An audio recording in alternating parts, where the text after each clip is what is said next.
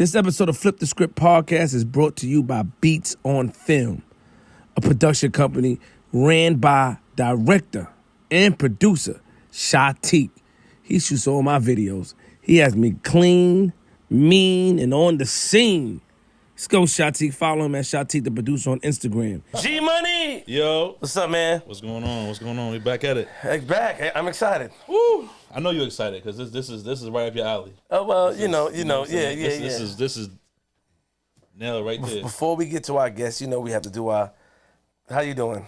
I'm all right, man. Flip the Script is back in effect. How do you feel? We're back in effect. Everybody that's watching right now, make sure you go follow the TikTok page. Of course, TikTok at Flip the Script Pod. You know what I'm saying? We'll be putting up a lot of the old clips up and the new clips, so stay tuned. But I feel good, man. I feeling good. I feel marvelous. Look good, man. You know what I'm saying? I try to do what I can, man. We got special guests in the building, man, And we got some, we got some special Flip the Script water going around here, you know what I'm saying? We don't make these. We don't make the back. The back with the backs. The back says something else, but the front says Flip the Script, so that's all that matters, man, But I'm good. How you feeling, man? We good? We in the building? Back-to-back shows. I'm excited. I know. This is one for the books. I'm excited. Intro has to be a little different today. Yes. You know that, but I'm excited. Shout out to everybody. Shout out to Bassie.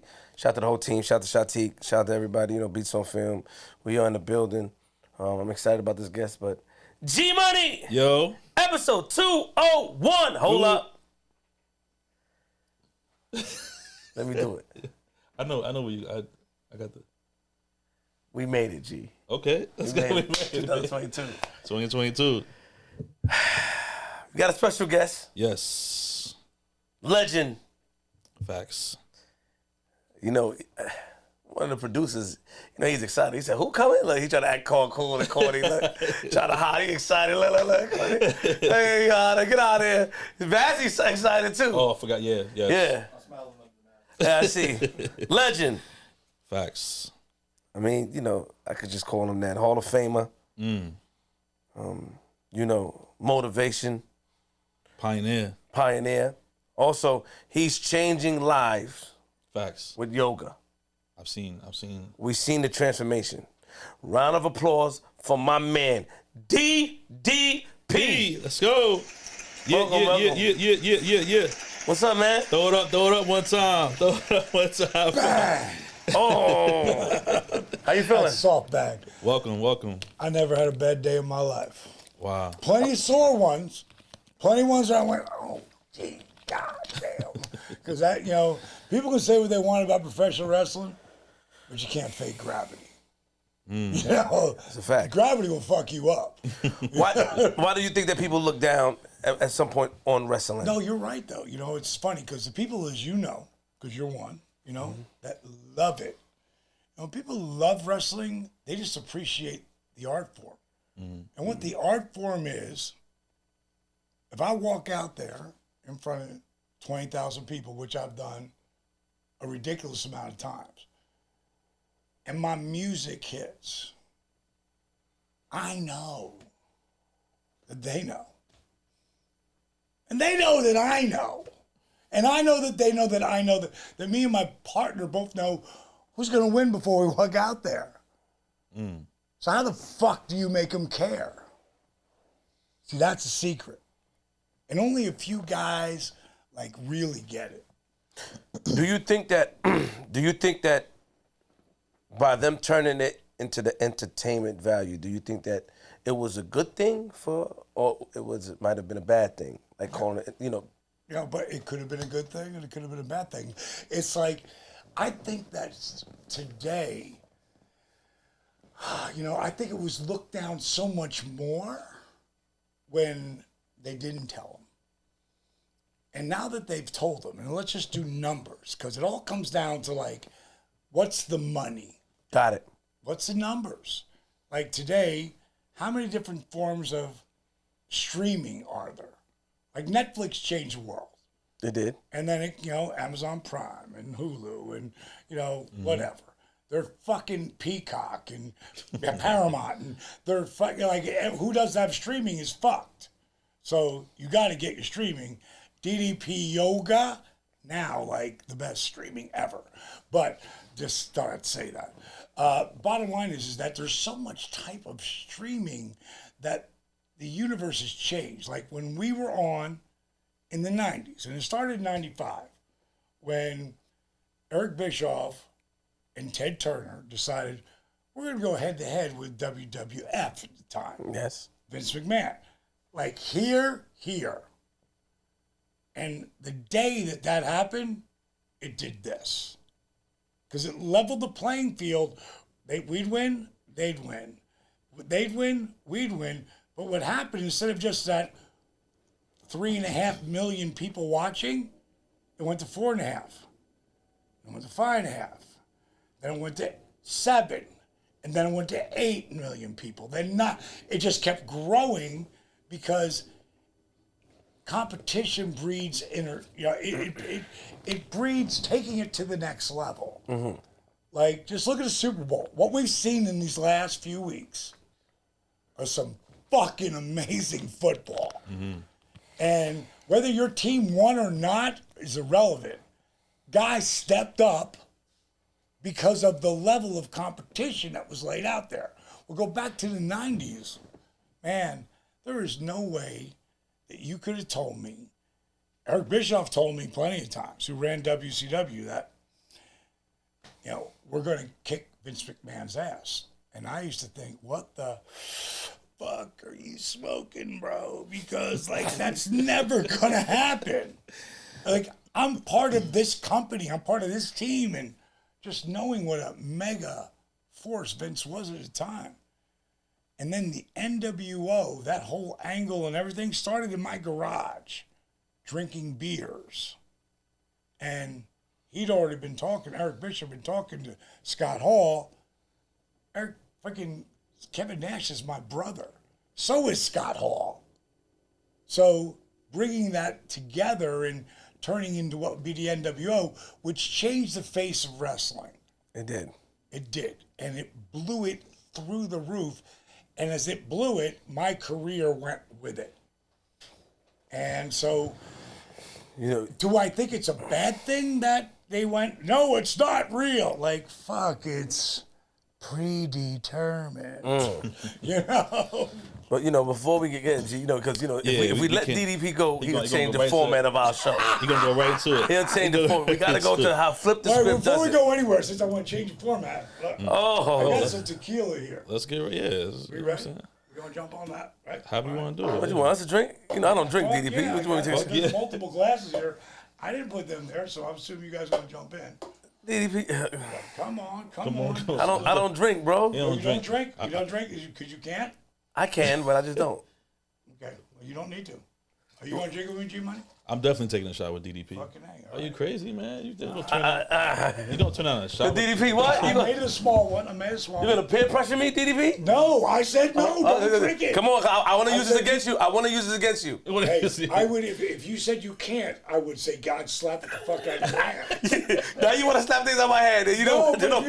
Don't start. I use it as a You've seen video. the Resurrection of Jake the Snake. I have. Okay, if someone should not drink, they should never drink. Salud. You can? Salud. Yeah, I can, of course. Salud. Only for DDP. Oh, wow. That's smooth, right? It is. Drink, bro. For DDP, yeah. That's my man. Where did you get that from? What is that? I brought my buddy over there. That's a fireman over there. Shout out to my man. Say, well, who is that in the building? That is Jimbo Patterson. Jimbo! I like Jimbo. He said, I like that guy. Jimbo. He is one of my best friends in the world. And the only reason that we know each other, he's not a wrestling fan. But he heard that I started wrestling at 35. And he heard my story, and he became a fireman at 35. And we just kind of got together. He bought my program, and one of my people called him up because they do that.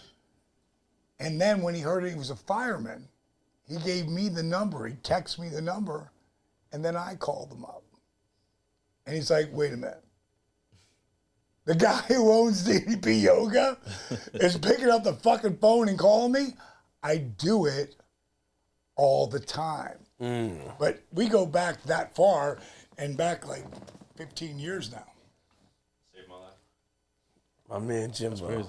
So, Like that. like you said, we got the shot going now. So, you know. That hurt you? Like, you seem a little. Nah, what did that do to you? It got a little Really? to it. It's smooth, but it's I mean, definitely. I don't drink, so I don't know how it feels. How it's supposed to feel. I just felt smooth. So, Yeah. So, you know, we hearing all these stories now. You know, I want to hear how this DDP character came to life. You know what I'm saying? Let's go back before DDP. Let's go back to your childhood. Tell everyone who don't know already where you from, where you grew up at. Jersey boy. Jersey boy, okay. Yeah. Good part of Jersey. Grew up in a broken family. Bounced around from, when my parent, by the time I was 3 years old, my mom was married, divorced, and had 3 kids. She is 19. When my parents split up, my brother and sister went to live with my mom, who in turn gave them to grandma. That's what grandmas do. And she moved up North Jersey to try to make more money, help support that side of the family. Me, I went with my dad. Well, the bottom line is, back then, my dad couldn't even spell the word father, let alone be one. Wow. So I bounced around from one family to another like a pinball. But I read that you was with your dad from like 3 to 8. Yep. I read that. And then your dad brought you to his mom or your mom's mom? My mom's mom, because she had my brother and my sister. Okay. And I love my dad. I just passed recently. But he made so many bad decisions. Like, when you say bad decisions, is it when you were a child or like throughout life he made bad decisions? Life. And I don't judge. I'm the guy who doesn't judge anybody. I know. I'm surprised. Yeah. I'm that guy. And when he dropped me off my grandma's, I didn't know why I was going there. But I know he was crying. Like, it upset him. And, when your old man cries, what do? Cry. Right. You cry. You cry. And now you're getting dropped off there. And no, I've been there before because I've seen pictures, but I don't remember a moment before that. Right. Before grandma. Yeah, before I went to live with my grandma. And she was a good woman, but she's going through menopause, raising a fucking wild man. I mean, because I was fucking hell on wheels. I had so much energy at the time, no one knew what to do with it. And so, what comes in play then? Sports.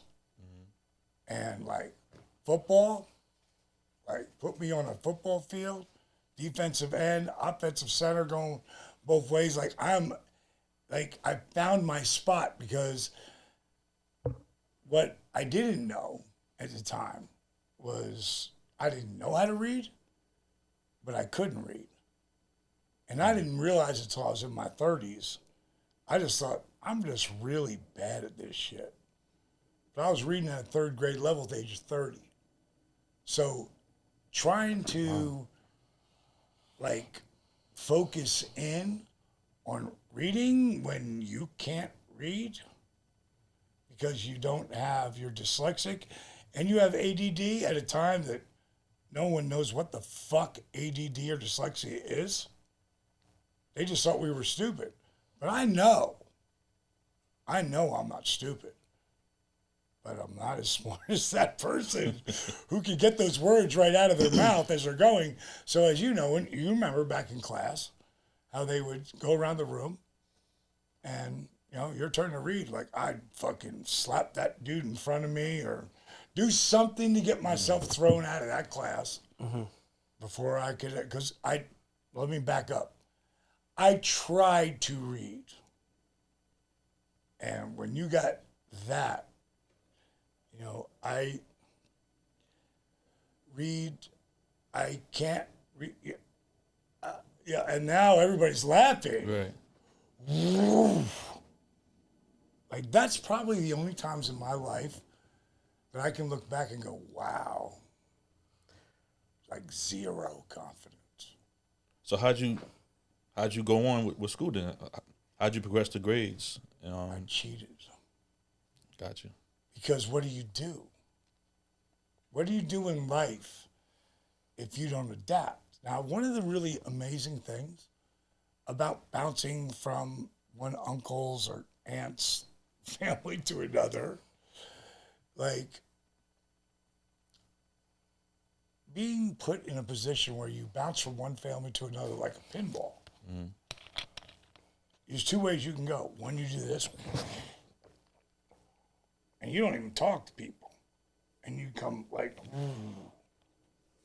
or you adapt, and you learn how to talk to everybody. Because I'm not reading now. I'm just talking. I'm just feeling, listening to you. Like I've had people like in this scenario go, well, here's the questions we're going to ask you. I say, stop. Just talk. Because that's where, now, I'm a pretty good reader today for a lot of reasons that happened in my 40s. Not fucking teens or 20s or even 30s. 30s I tried, but bad. Bad. 40s is where I started to learn. So you learn how to adapt to situation. Like one of my, I ain't talked to him in 2 years, but I call him right now and he would, D, what's up? It's Chuck Zito. He was the New York chapter Hells Angels president. Or I call my buddy over fucking Merle, who's fucking a freaking CEO of a top 500 Fortune company. It don't matter. I can be black, white, yellow, green. I can be in any situation and feel super chill about it. Because I know who the fuck I am. And I think that's the biggest problem as people go on. And this is what, and at some point tonight, remind me about Change or Die, which is a new show I'm producing. Steve Yu is directing, but it's something that we are making happen to not just help people change their lives, but own their lives, because that's what it's all about. Being able to have the power to say, no, I own my life. At almost 66 years young, every single decision I make in my life says, how does that make that feel about? How does that make that feel about? I don't know, I guess it doesn't sound right, but how does that make that feel about me?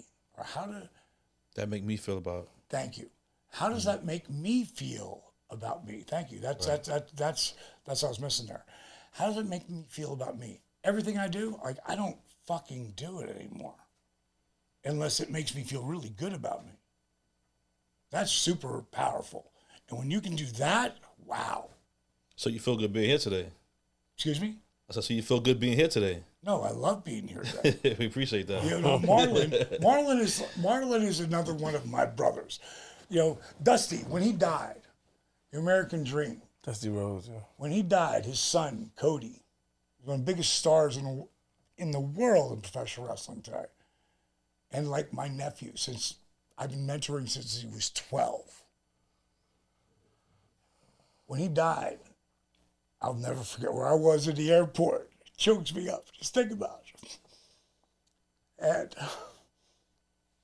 he told me, his mom told me, and then he got on the phone. And he said, Dusty, this is Cody talking about his dad. Always called him Dusty with his family. And he said, Dusty wanted you to know. He only had 5 friends. And there were friends that he could count on his hand. And some friends fell off that list. And some would come back on and fall off again or whatever. He said, Dallas never fell off that list. Hence that. Powerful. Very powerful. He was in the airport. In the airport. fell down that seat. You trying to make us? Come on, DP, man. Come on, Hey, man. choke me up. Don't do that to us, man. Don't want to be too real. Yeah. Come on, man. Don't do that to me. When you drink, you get a little emotional sometimes. So you might, you know what I mean? Leave that man alone, man. Let him relax. You know what I mean? Let me ask you a question. Grandma, was she strict? You know, I think so. I pretty much raised myself. Really? Even with grandma? Yeah, Grandma was good. Gram, as I called her. Gram. G-R-A-M. We all did. My brother and my sister. Good woman. Like, she, as far as my mom was concerned, sucked as a mother. So, where do parents really learn to be good parents? Grandma. Grandpa. You know? Of course. You know, that's where you get that second chance, which is pretty cool. You know, because, you know, most, like my dad, again, he was 21, had 3 kids. He was hell on wheels. He was like New Year's Eve every night, you know, I mean, he going party. And my mom, I'm going to pull up a picture and show you a picture of what my mother looked like when I was 12 years old. She wasn't your average mom. My mom was kind of looked like, do you remember Anne Margaret? Mm-mm. Well, that's my mom. Oh, wow. Beautiful. Yeah. Yeah. Like, ridiculous. Wow. So, Yeah, I wasn't see- your average mom. Oh, I see Anne Margaret. Yeah. Yeah, right? Yeah. So you see the blonde hair Anne Margaret. And so she was her own animal. I understand. We with you. You know? So when you were moving around to different houses, did you see dad or mom often? Did they pop in every once in a while? Never saw mom. When I was living with dad, I never saw mom. I never saw her. I never saw her until I got to grandma's, and then it was, you know, I wouldn't say every weekend, but every other weekend or made an appearance. And again, I'll give you a great conversation I had with my mom maybe about 2 or 3 years ago. And I had her say, "I'm sorry, I was such a bad mom." I'm saying, "No, you weren't the greatest mom, but you know, you were the greatest dad. Dad makes sure you're taken care of. Dad makes sure you got those Adidas sneakers." You know what I'm saying? You know, so like she made sure we were taken care of. And that's all you could ask. Right. Again, I raised myself. Got it. And it's the biggest reason why, and what people need to learn instead of, I just think people in general, and this is my 66 years of learning, people need to learn to start to parent themselves. Like, because it ain't about your mom and your dad and what they did and didn't do. It's about, like, what you do for yourself and how you treat your fellow human being. Right. That's what it's about. Wow. I'm reading. Let me ask you a question. They said that you changed your last name because you like the Dallas Cowboys. Is that the truth? Well, let me tell you how it started. And I have something that's really crazy in here, too. And it's right there. It's right there. I think it's literally right there. Get it? When I was living with my dad, I love the Dallas Cowboys. Anyway, I'm a football fan. God, I can And I have not been like Dallas Cowboys my whole life, you know, in New York Giants, New York Jets. I mean, I've lived in Jersey, you know. Like right now, I'm a Buffalo Bills fan more than anything because that team is a badass team. And but looking back, I loved that Kansas City beat them, and then Kansas City got took because they laid back kind of like what Atlanta did when they were playing, when they came back on that, when Brady came back on that deal. It's like you can never just let your guard down Right. in that world. You got to just push on. So I just, as a kid though, you don't know about psychology. You don't know about crazy comebacks. You know about something like they got stars on their helmets. You know, whatever it is as a kid that makes you, like underneath this tattoo was a star with a rose through it. Underneath this one was a star with a lightning bolt coming through it. This one, which is the only one that's still here, is a star. What's Dallas Cowboys known for? Star. Right. Okay, so that was ingrained in me. And it became like, my dad was a New York Giants fan.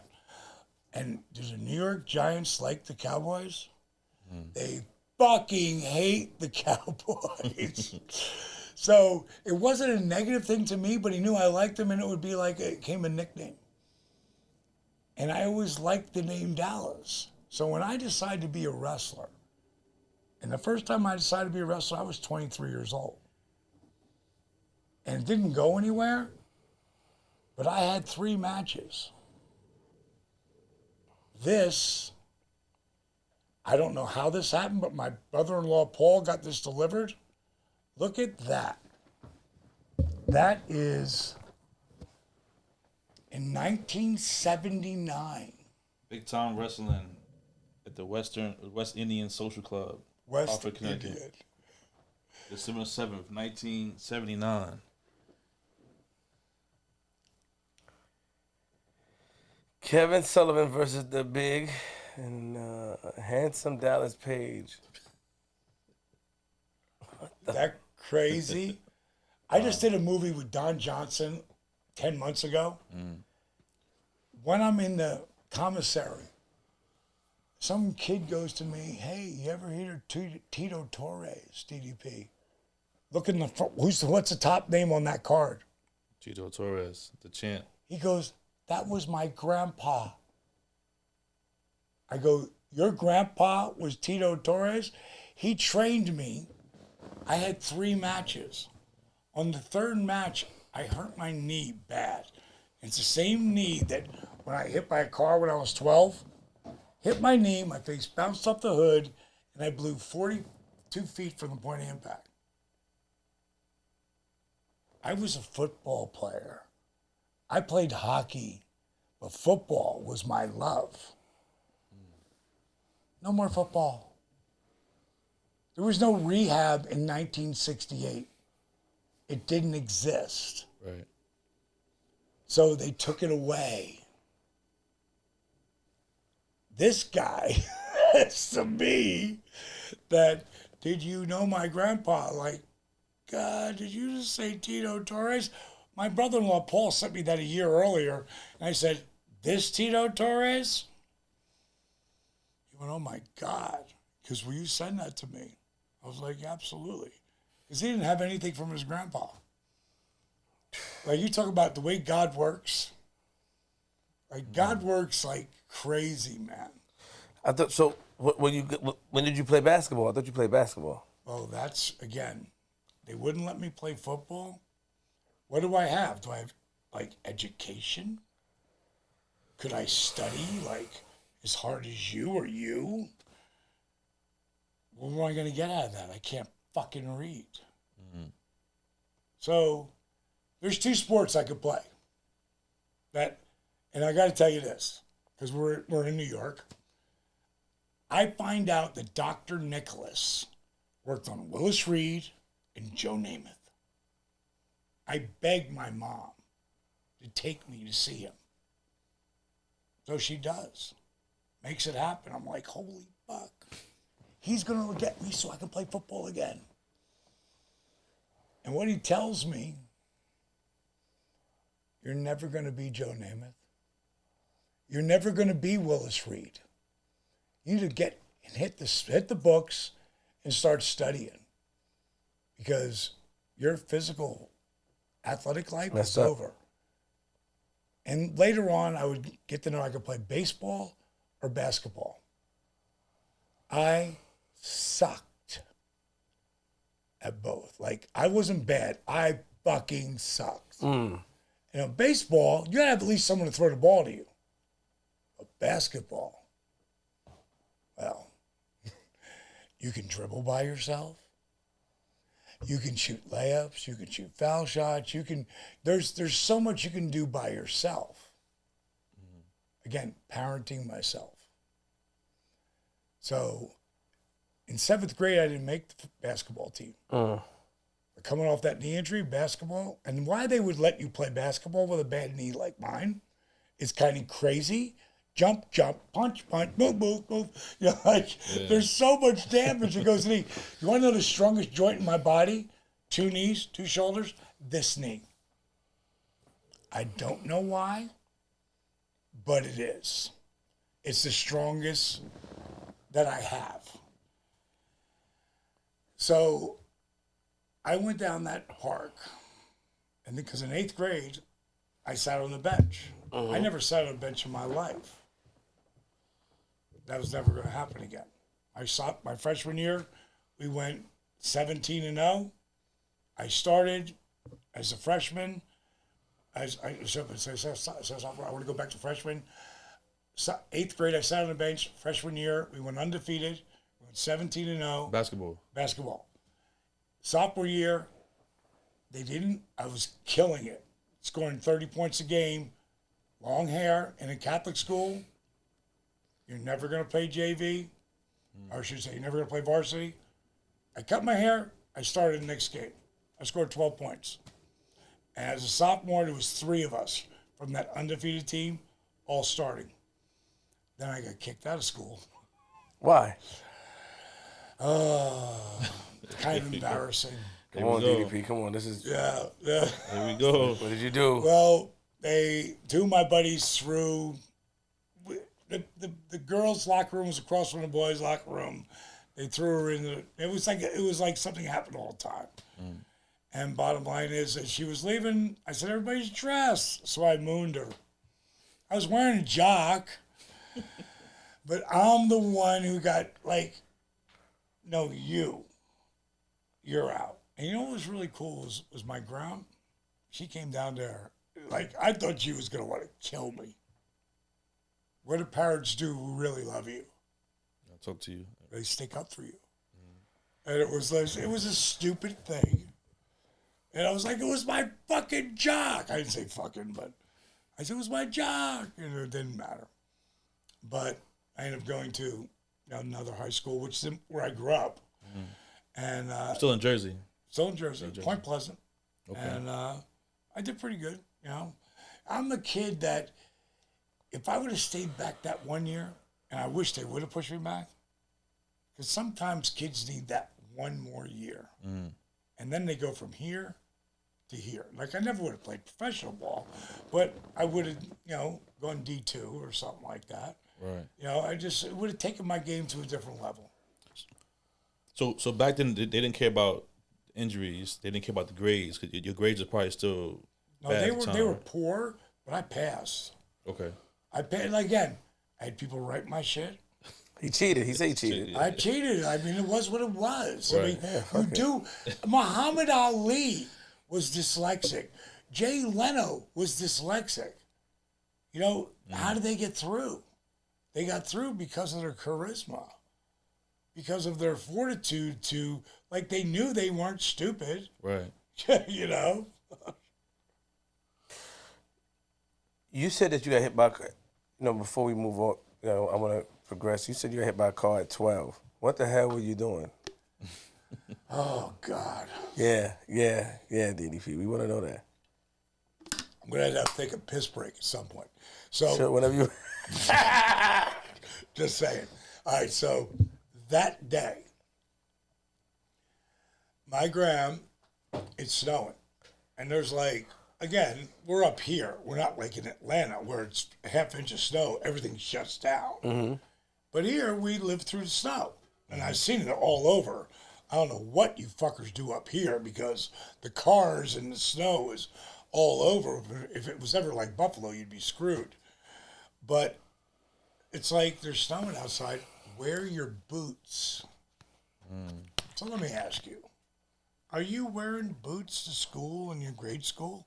Especially when you're like in 7th, 8th grade? I mean, now, but not then, no. Yeah, but now you're like, no, Timberlands put and the stuff now. fucking boots on. Yeah. But back yeah. then you're like, Nah. fucking wearing boots. And, Yeah. Agree. and she just started in on me. I'll put on the.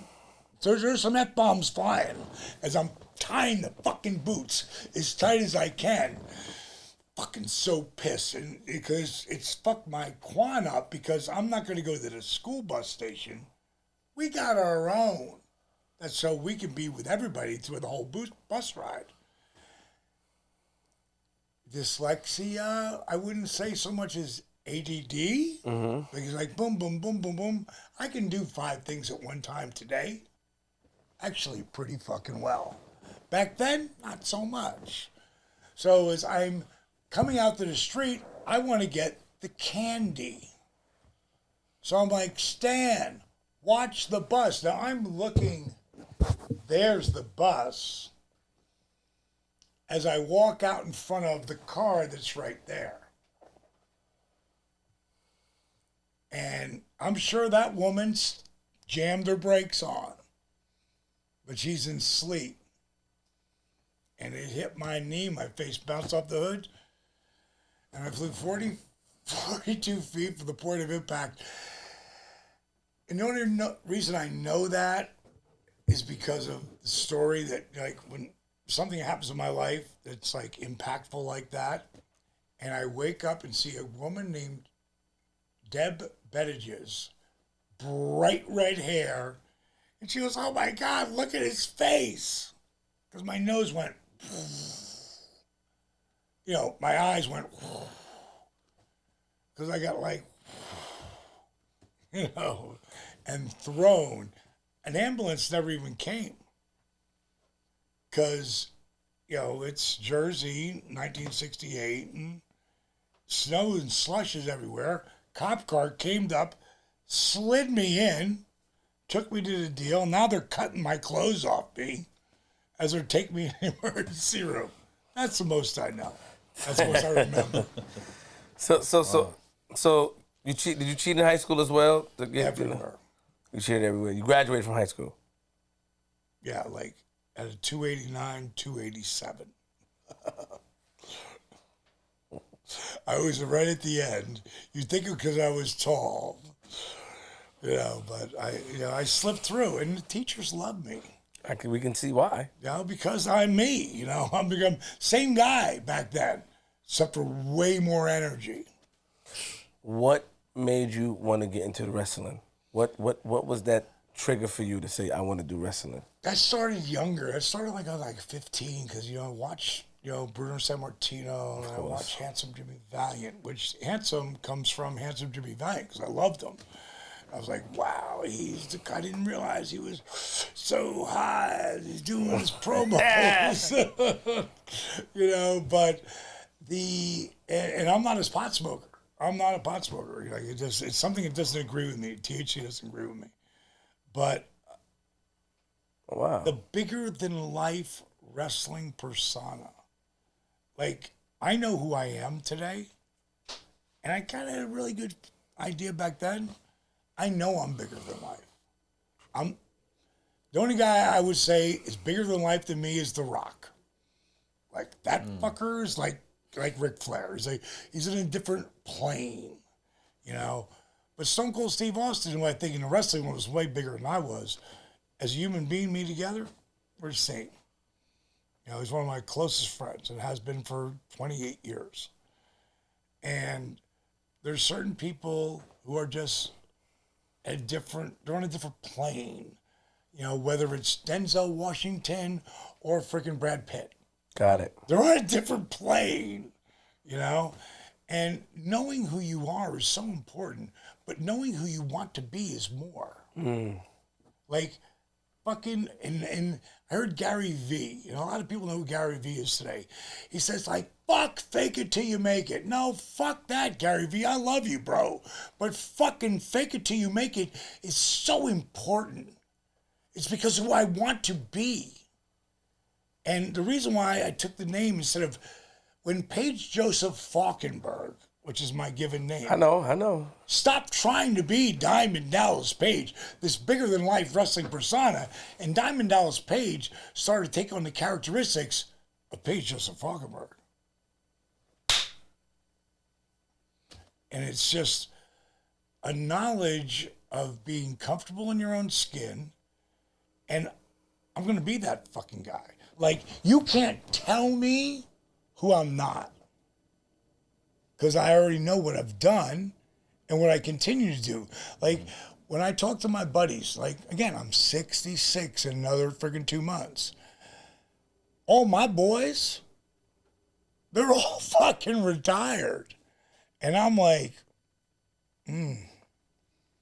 I'll never be retired. Will I enjoy my life? I mean, I am the happiest motherfucker ever. The woman I've finally found is my real soulmate.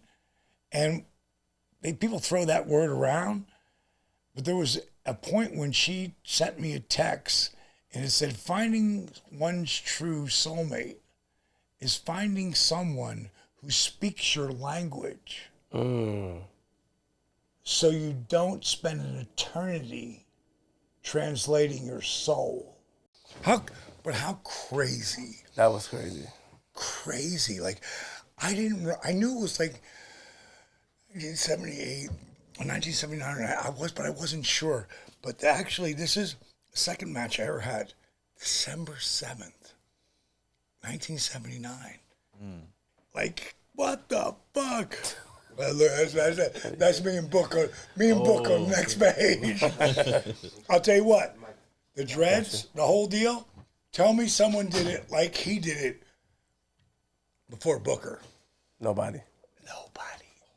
Like, Book's the one who started everybody having out their helmet, fucking pulled up on the top of their head. Pull the mic close to you. Like, everywhere. Book is the guy. He's that guy. I'll tell you what, like, are we rolling? We are rolling. Okay, so let me tell you about Booker T. First of all, I knew he was money from the day I saw him. I just knew, because just the way he handled himself, the way he respect at a different level for everybody. So me and Book are buds, right? And you remember Joe Clark? Lean on Me cat, okay? You know, for those of you who don't remember or don't know, Morgan Freeman. Right, Morgan Freeman played him, but he would chain the doors of the high school to keep the drug dealers out. Right. He's a heavy cat. He walked around with a baseball bat, like way before Sting. Like, what they say? He said, he used to call me Joe something. Now they call me Batman or something like that. No, right? I mean, Crazy Joe. Yeah. Yeah, here we go. So, Say nothing about the fire hazard, but right. Jimbo in the background with the fire hazard coming chain down. in the school doors. Well, hey, if you keep the fucking drug dealers out of a high school, that's not a bad thing. I agree. You know? So, me and Book are doing this thing for Joe Clark. And by this time, Joe is gone to a different level. And I want to say we either Jersey or New York. I can't remember where it was, but it was somewhere up in this area. And we're at a place where the kids were in jail.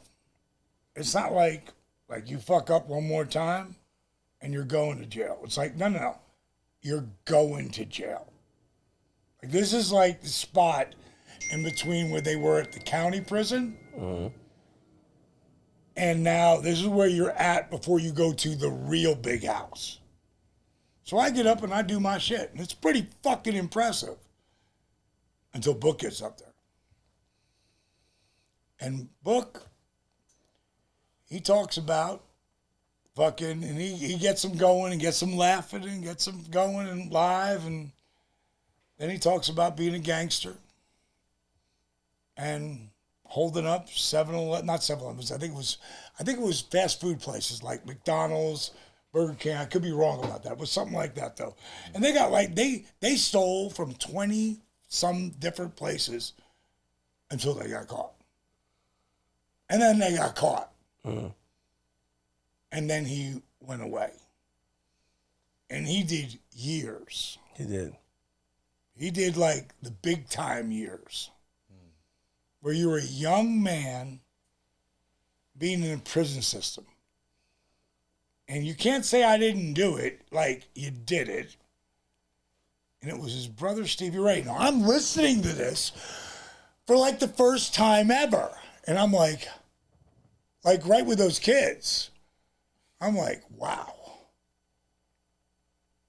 And knowing who he is, who I just drove in here with, and not knowing the backstory.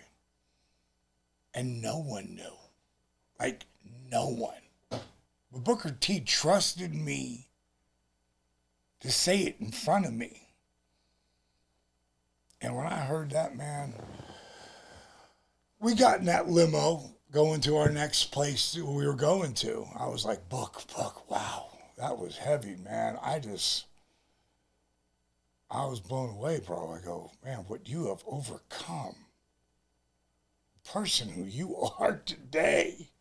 Like, dude, you have to tell that story. Mm-hmm.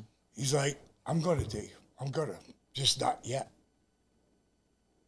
It was 3 years before he told that story. I never told Saul.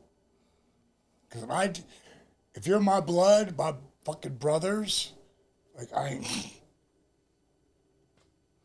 So before you left, you were answering a question. That's, first of all, shout out to Booker T. I think it's dope that you acknowledge that, giving him his flowers and able to empathize or sympathize with his story. You know, I gotta salute you, man, because we all got our own story. Yeah. You know what I mean? And that's real right there. You know, and it's good to hear that, because you look at the people, and he just is an example, and you are examples that if you can do anything if you put your mind to it or if you try. Don't give up on your dream. You know what I mean? So you got my salute for that. You know? Thank you. Anyway, go back, because you didn't answer the question of, we go back, of what made you get into wrestling? What made me get into wrestling, because I love the bigger-than-life wrestling personas, and I literally knew, even though no one else knew, or no one else wanted to admit, but I was a bigger-than-life personality. Got it. And I loved wrestling. I'm never going to be Michael Jordan. I'm not going to be Larry Bird. I'm not going to be any of those cats. Mm-hmm. You know, I loved athletics. I'm sure as fuck not going to be on the football field. So, but the wrestling, and it sort of like. But you were good at basketball. You said you were doing good at football. Yeah, so but not at that level. You know, and like now it's like, what do you want to do for a real life dream? Well, in the meantime, I had my own painting business. I started Page's Painters. Okay. You know, and then I was in the nightclub business. I would go on from being a bouncer to a bar back to a bartender to a night manager to being my first, running a little rock and roll joint.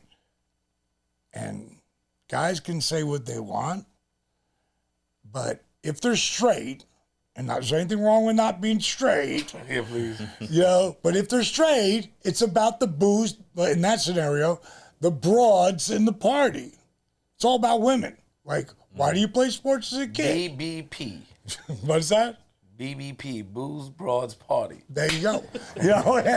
And again, like, that's what drove me as a kid. And when I stepped out of the wrestling, I had 3 matches and I hurt my knee. And my doc, who I'd gone to see, was like, the same knee, the bad knee. And he was like, you need to take off a month.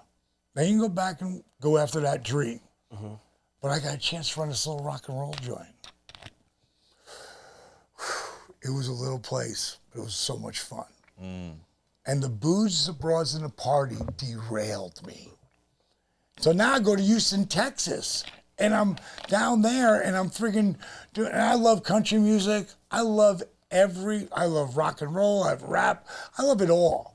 But I just love being back then, being in the whole party spot. Like the atmosphere. I can't even go to a club anymore.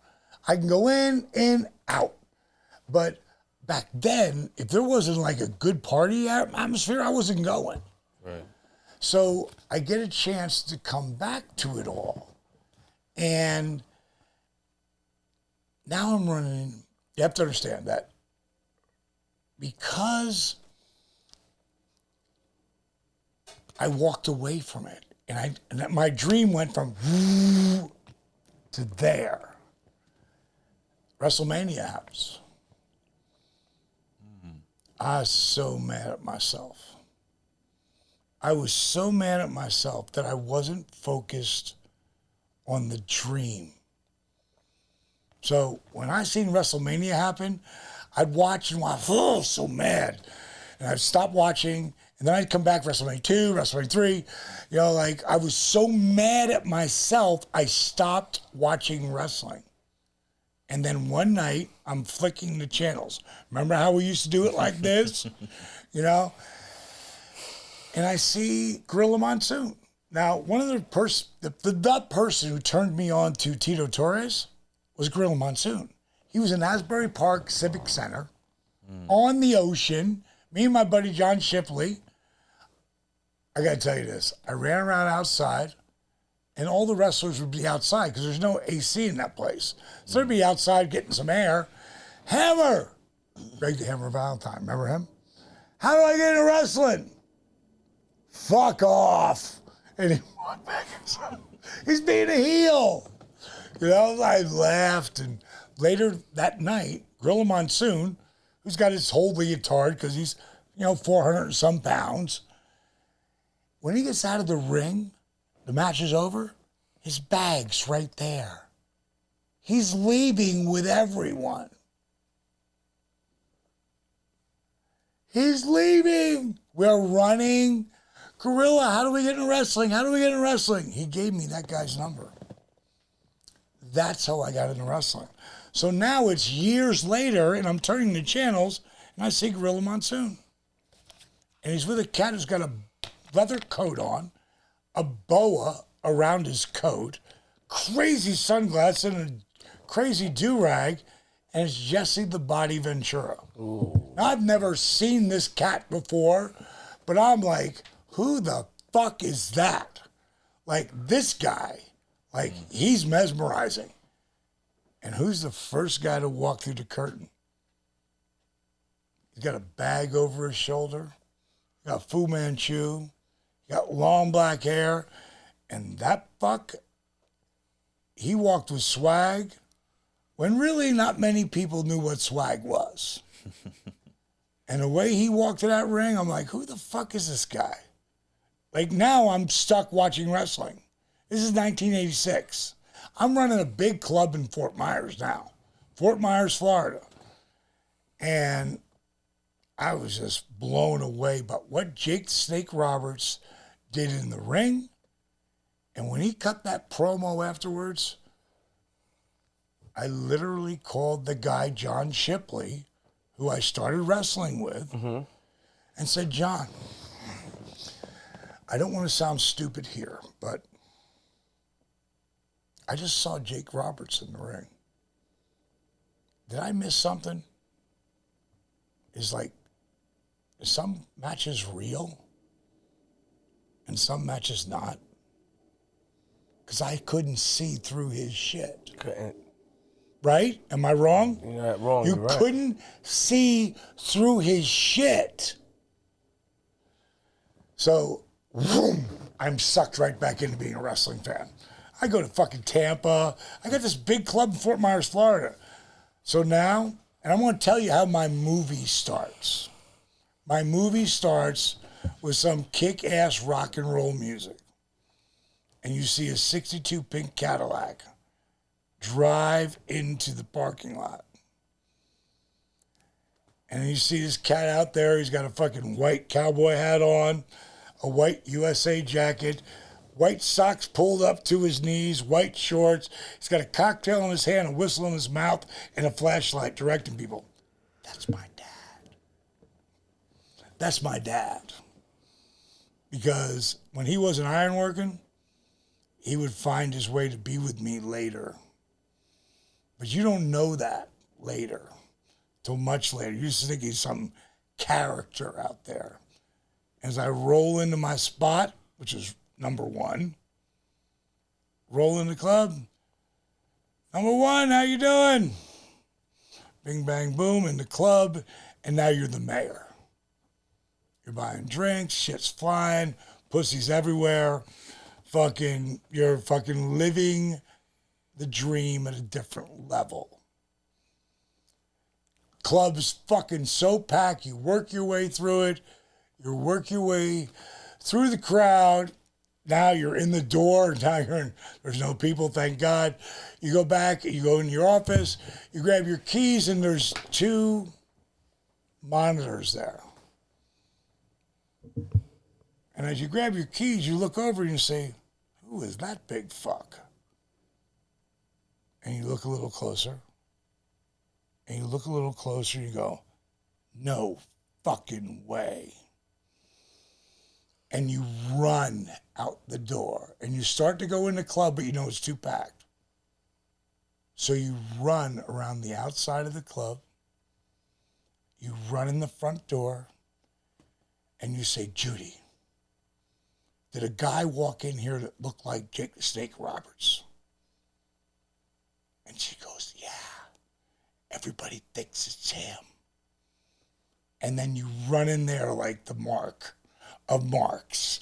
And you run in there and you see him and you slow down. Because you got to be cool. And you settle down and you go, holy fuck, that's him. And you work your way over to him. At some point you go, hey man, you Jake Snake Roberts? Who wants to know? The guy who runs this place. Yes. What can I do for you? What are we drinking? And we got fucked up that night. If you really appreciate that, you got to go to Amazon Prime and watch The Resurrection of Jake the Snake and how I help him take the booze and the pills and the coke and the crack away and help him be the fucking superhero that he is. I watched it. Great. It's fire. So word we use, fire, when something is hot. You know what I'm saying? You know. Yeah, I think 100%. he knows. Yeah, I'll give him that word he could use. It's fire. So you met him. That was the first time you met him. First time I met him. And, of course, he never paid for a drink. Right? I have a picture of Ted DiBiase. Looking later. Luke, the bushwhacker, put a picture up about 4 months ago. Let me see if I can find that. He put a picture. Because I'll give you these pictures so you can put them up there. You got everything in the Fucking Send it to him. fucking Luke the bushwhacker put this picture up there. On Instagram? No, yes, oh no, on Facebook. He put it on Facebook, and the picture says DDP, Diamond Dallas Page, before he's DDP. And the picture of Ted, God, I should have put it closer to the beginning. I don't know where the fuck it is. Bushwhackers is them dudes that used to do that little gym, right? Yeah, I remember that. See, that's when I watched wrestling during that time. Like, after that, kind of, you know what I'm saying? I can't find it. But it's a great picture of me grabbing Ted's hair like this and pouring tequila straight into his mouth upside down. And we did that 5 times. That's why that little bottle, that's fucking, that's a waste. God, I wish I could find a picture to show you. You would get a kick out of it. But I'll send it to you. Okay. I'll send you a picture just so you got it. Just remind me, you guys remind me about the Ted picture. And the Luke picture. So you did that. So that's when you met him, and then from there you wanted to be, get into wrestling. How it really kind of happened, it was like probably over that next year. And then so many guys came in. Like Shawn Michaels, Marty Jannetty, the Nasty Boys. So many of the guys came in. And what had happened was one night I was, as a guy who runs a club, you go around and you pick up all the drawers, You just don't let a bartender pick up his drawer, walk in, you're around, so there ain't a lot of partner sharing, Of course. And so I had 13 sticks, which means 13 bartenders. And so I just happened to see my DJ at the time play Girls Just Want to Have Fun. And in that video was Captain Lou Albano, because he played Cyndi Lauper's dad. And the whole thing that they went through, and besides Captain Lou, Nikolai Volkov was in it. I think the Sheik was in it. I'm not sure exactly who was in it. But I'm watching these mainstream professional wrestlers in this whole rock and roll environment. And I'm watching that. And I'm talking to myself, and I'm like, rock and wrestling. I should have been a part of that. So now I'm in my office, and Smokey, who's my head bartender, comes walking in, and he goes, "Hey, Paige J."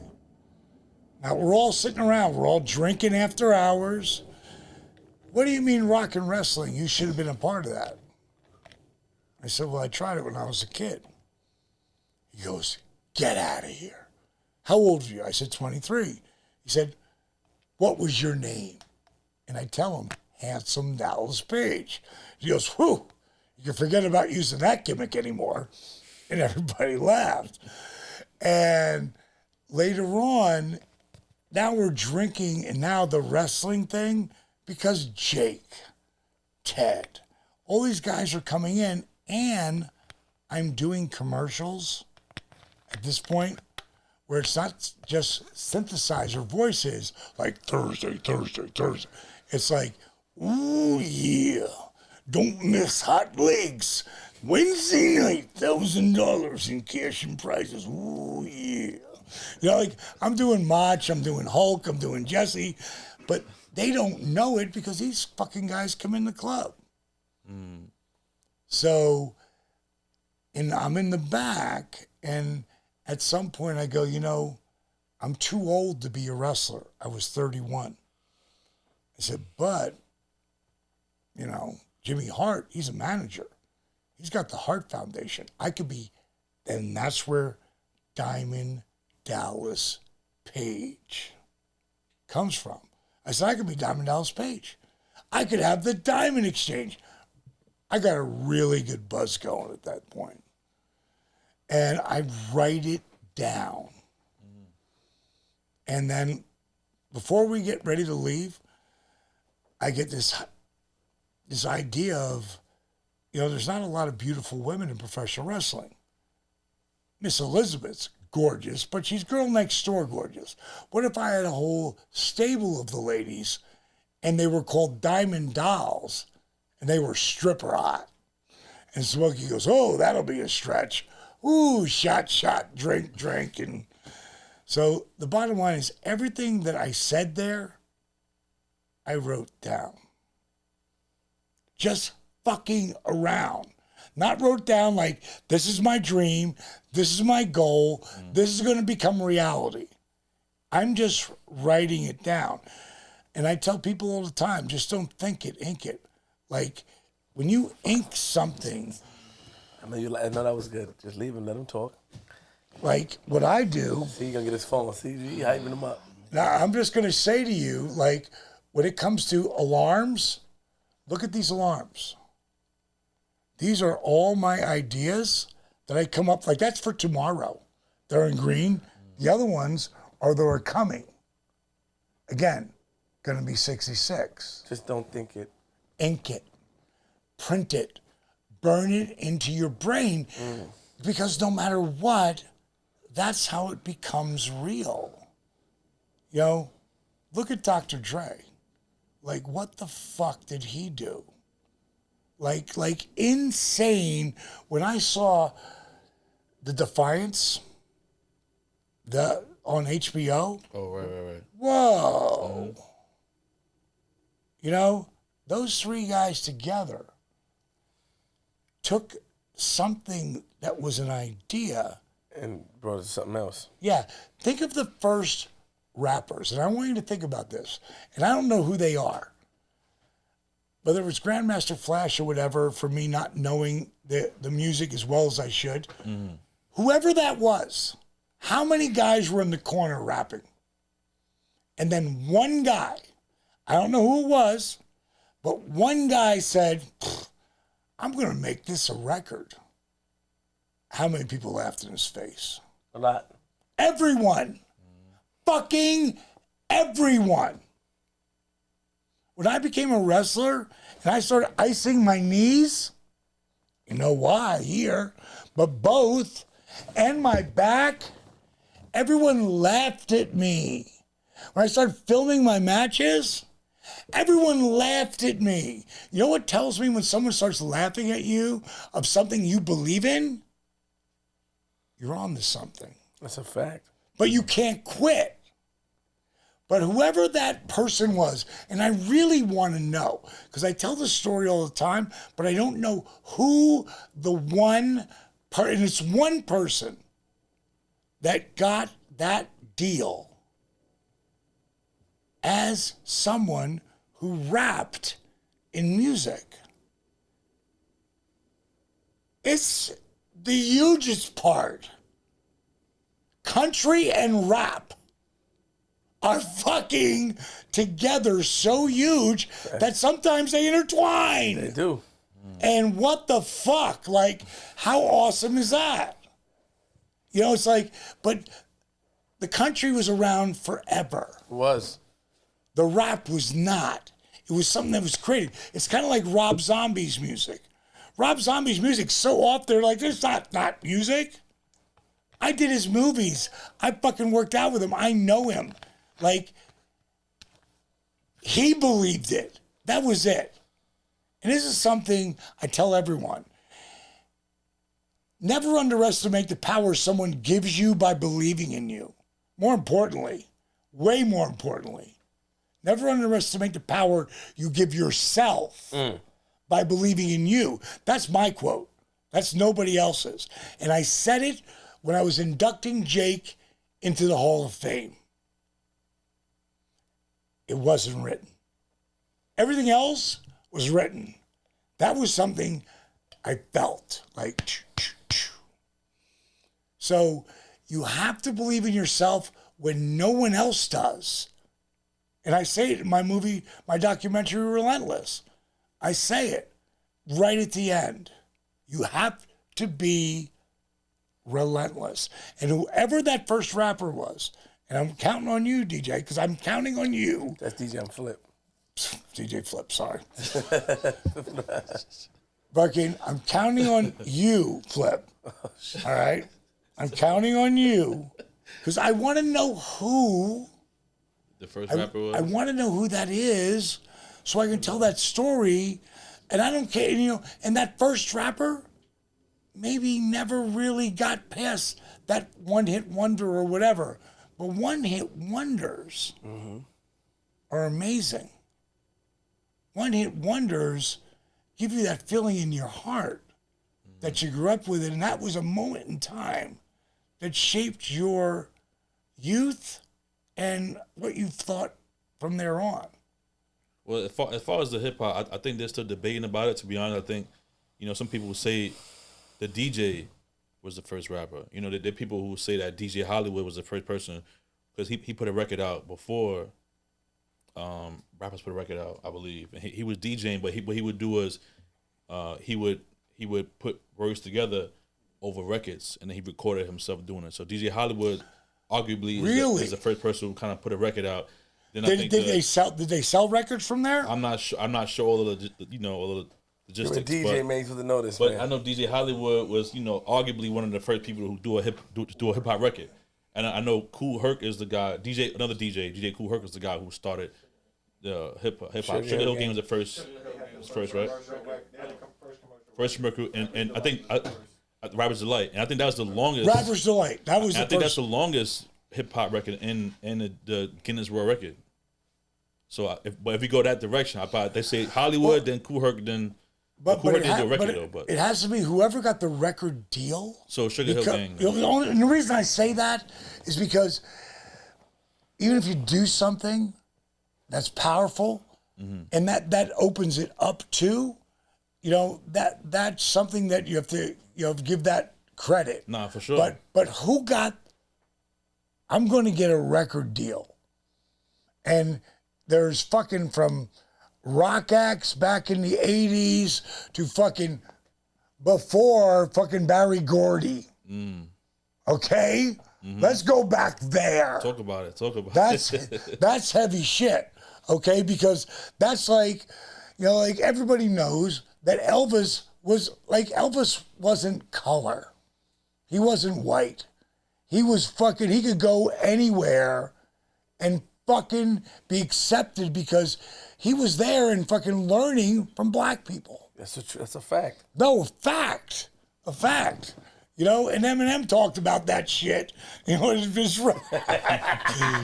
But it is what it is. Like, if you look at how we're all human beings, right, but we all come from different ways the way we're raised. So we have a different interpretation of how we move forward. And so much of what black people do is the most copied ever because it's cool as fuck. It just is. Because, hey, I've got my own thing, I'm creating this, and I'm going to do my own thing. So that is really something super special. But if you look like a guy like Dusty Rhodes, do you think people fucking even knew what color he was? No. He had no color. DDP has no fucking color. And there's certain people that get that, and they're the ones who help people transcend. Amen. And understand, let's do this. Of course. Round of applause one time for that, man. That was fire. That was a good one. 2 questions I have for you real quick. And so, because when you go. And you talk, it's so captivating that I gotta bring you back. So you wrote all this down, and then how did you get into, you wrote all this down, then it ended up happening? Wrestling happening? Yeah, you said you wrote all it down, you said you was in, first of all, you didn't tell us how you end up acquiring a club, but it's okay, but. Well, I was a small piece of a club. Oh, okay. Because they called me Pop. Got it. Pop was the Prince of Promo. I put the asses in the seats. You got all abbreviated Prince of Promo Pop. Dude, it's this is my life. It's not like I'm making it up as I go along. This is what I lived. It's super easy to tell a story when you actually really live it. And like in my documentary Relentless, I'm fucking relentless. If I believe in something, I don't quit. I don't quit. There's a point in Resurrection, Jake the Snake, at the end of the documentary, and I said, Jake, at this point we've been through. You've done the resurrection. You've come up. You've blown so many people's minds. You did. But at the end here, if you quit on you, you quit on you. I won't quit on you, but if you quit on you, then that's on you. And he never did. Speaking to Jake the Snake Roberts, like we have our own podcast now, DDP Snake Pit. The day that I sat down with Jake, and I hadn't seen him in a few years, and we started filming the Resurrection Jake the Snake, I didn't know that guy. And trying to get him to work out with me, and he could do one move and sit down, and I gotta sit down, bro. I gotta sit down. And they do one move, and he sit down. And that night, or that afternoon, when my business partner Steve Yu and I drove away, he's a director of the Resurrection Jake the Snake. He said, so what do you think? I said, honestly, I don't think I'm ever going to be able to have a real conversation with my mentor and one of my closest friends. I don't think of. He's so fucking out there. Because when you put the booze and the pills and the coke and the crack, like your brain gets full of fog. And it just doesn't go away because you stop drinking or stop coking or cracking. It's there. And it takes years. He stopped drinking he stopped everything 8 years ago. He told us. And I'm sure he fell 2 or 3 times, but it was for a day. And I can recall 2 of them when I go, what the fuck are you doing? Did you forget all the work you put in? And it snapped him back, thank God. Because if he ever fucked up, people will call me. But this last 5 years, when it got to 3 years ago, I was like, who the fuck is this guy? Wow.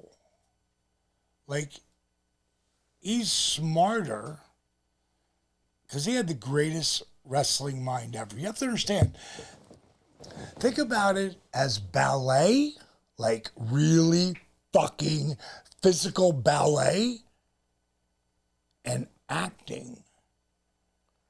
He had it. Fuck Rock if Jake is sober. And I don't mean fuck Rock. Fuck Rock course. is the best. Yeah. But I don't mean, I just want to make sense. But I say fuck Rock, he would say it. If Jake Roberts was The Rock, meaning sober like The Rock is, because The Rock's fucking a different level. But if he was that guy, sober, he would have opened the door for so many of us. Like that's what The Rock's doing today. Look at Cena, Batista, friggin' Adam, what's Adam's last name? Friggin' Edge. Adam Copeland. Another great actor. I have my own show coming out on Netflix in 2 more months. It's called Guardians of Justice. Like, The Rock will make that for us, like, so much more open. Like, think about when 50 Cent came in and all the different rappers came in, all of a sudden, boom, boom, boom, boom, boom, boom, boom. Like, these fucking guys can act. Like, no shit. What about those guys? Like, we're all actors and it's live. Like, it's like, there's no cut because you just got fucking knocked out. Because that shit happens all the time. Well, how do you deal with that? There's not an actor alive who's ever had to deal with, oh, fuck, our guy just got knocked out, and there's no cut. I've been there plenty of times. I gotta tell you this story. So I wrestled Randy Savage. I wrestled Randy Savage the second time. First time, when Randy Savage put me over at Spring Stampede, when I tell you it changed my life, it changed it at a different level. Like, I can't give an example of it. It put me on a different stratosphere and changed my life forever. 97. 97. But 2 months later, when we had that match, and Scott Hall was on the apron, meaning he was like no DQ, and Randy came in and hit me with the belt. Then Scott gave me the finish. And then Randy came off the top rope, and I've been asking Randy. Because even though you only see us on Monday, maybe Monday and Thursday, but me and Randy was pretty much just Monday back then, I'm wrestling him 5 other nights a week in house shows with no cameras, which means the NWO are beating my ass, and Randy at 45 is jumping off the top rope at 258 pounds and dropping on my kidneys. And I'm pissing blood. Really? Oh, yeah. Oh, Yeah. Oh, yeah. And I said, Randy, please land on my stomach because I can handle that. But the ribs are fucking up my kidneys. Well, on that night, when it ticks down to 3 hours and 1 second, you know what happens? goes to the next program. So you have to get it at 3 hours, period, or 2 hours and 59 minutes and 59 seconds and be done. Or it goes to the next program. Of course. Yes, yes. Randy comes off and lands on my face. He's 258 pounds. He just sprung in the air easily 15 feet. And he just landed on my face. Is that the okay? I'm looking. You can watch it back. I'm looking. Yeah, it's here, right here. And they fucking Scott Hall comes in to raise his hands, and I sit up, and I lay back down, and then it goes to black, meaning 3 hours and 1 second. Now I'm backstage, and I look at my wife, Kimberly, who's my valet, and I look at her and I go, did I just wrestle? And she said, what? I said, did I just wrestle? She goes, stop it, Paige, you scare me. I go, what the fuck? I go, was it Nitro? Why? What the fuck's happening? Did I just wrestle? She goes, no. It's a Great American Bash. You just wrestled Randy Savage. What happened? She told me after it went to dark, she don't know if it's dark or not, but looking back at the video, I know it's dark. I sit up like the Undertaker. That would be like John Wayne, Denzel Washington, Clint Eastwood, and Rambo all fucking boom, boom, boom, boom, boom, boom, boom, boom, boom. And friggin' Pacino comes up, come on, cocksuckers. You know, like, he's all coked up, right? Like, that's like, you don't do that shit. You lay down dead. You're dead. I sit up. I stagger to my feet. I fall through the ropes. I give them both the finger. And she said, now we're here. That's fighting words. That's fighting shit. So I go back in the locker room and I put a table in front of me because I know, not good. Not good. They kicked that fucking door in. I was knocked out.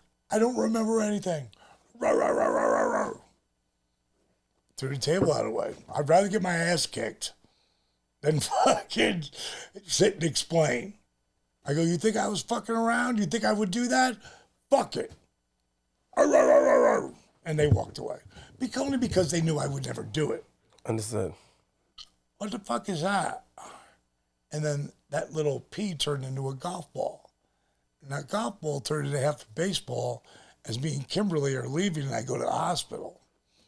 And they're like, bad concussion. Like, no wrestling for 2 weeks. I just did the job. Meaning I just lost the match in the middle.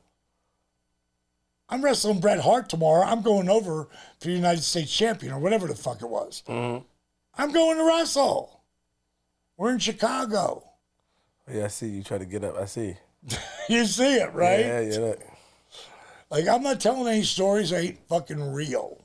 And it cuts off. Yeah. Then it cuts off, right? Like, thank you, God. Thank you, God. Thank you, God, for not, like, having me sit up and stand up and give them both the finger. Thank you, God. Because that would have been really bad. It was a mistake that he didn't mean to land on my face. But when you're flying through the air, rather than hit nothing, he's hitting my face. I saw it. I see. I just saw it. Yeah. I have a question. How did you come up with? Now it's two questions. Now you have to get. We hip hop. We know about. And this is where the hard questions get because you've been cool all day. We know about you sending Jay-Z the lawsuit for this. Oh, you Wait a minute. I'm just going to say it. You think I'm fucking with Jay-Z? Not a fucking chance. He can do whatever he wants. We're all good, Jay. that was. Did you do that or W? You know. It was. Honestly, DDP. All I can say is the matter has been resolved. Okay. You don't fuck with billionaires. You don't fuck with them. You don't fuck with billionaires. And I'm going to be straight. You know, fucking whatever happened in between that. I love what Jay doesn't do just for Jay. Jay does for a fucking lot of people. And I got a lot of respect for the cat. How did you come up with this then? Okay, so what happened was and he said, what happens with this? How did I come up with that? How I came up with that was I was leaving the power plant. And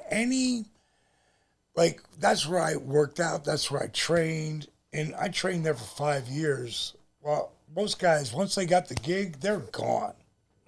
The reason I got so good was because I want to be able to have a killer match with Rey Mysterio or Big Show. You know? Back then he was known as a Giant. And one day I was leaving there, and a guy named Ron Reese, he says, DDP, did you ever think about doing this before you do the diamond cutter? And I stopped, I turned around, I went, diamond defense. Basketball player, right? You know? And I went, wow, that's good. Now, here's the crazy shit about that. I did it a bunch of times. And one day, because I filmed every match I ever had, one day I do it, and as I'm putting it down, I see because I'm taking it, when I say filmed every match, I don't mean shit that was on TV. I mean shit that wasn't on TV. And I'm catching this angle of this fan starting to do this, and when I brought my hands down, they did that. So what I figured out was, oh, okay. I threw it up, and I would count to myself, 1001, 1002, 1003. Bang. That gave time for everyone to put it up. And if you watch on any of that shit, and no one was doing it at that time. And you have to understand, when I started doing that, the bookers, the writers, the guys who decide who goes up or down, wins or loses, they didn't believe in me. I mean, I'm 35 when I start. I tear my rotator cuff at 36, and they let me go. I come back at 37. That's after a year with Jake, which was so educational. But I still needed another couple of years of Jake's knowledge. And that's why I did what I did for Jake, because of what he did for me. And I started to figure out the move and the out of nowhere that made the people pop.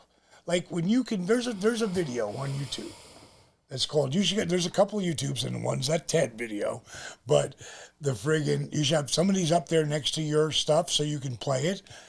It's called Diamond Cutters on Everyone. And when you see me do first couple, you see, oh, a couple people do that. And then, whoa! And by the end of it, you'll see a whole side of a building, which is 20,000 people, jump out of their seats doing it.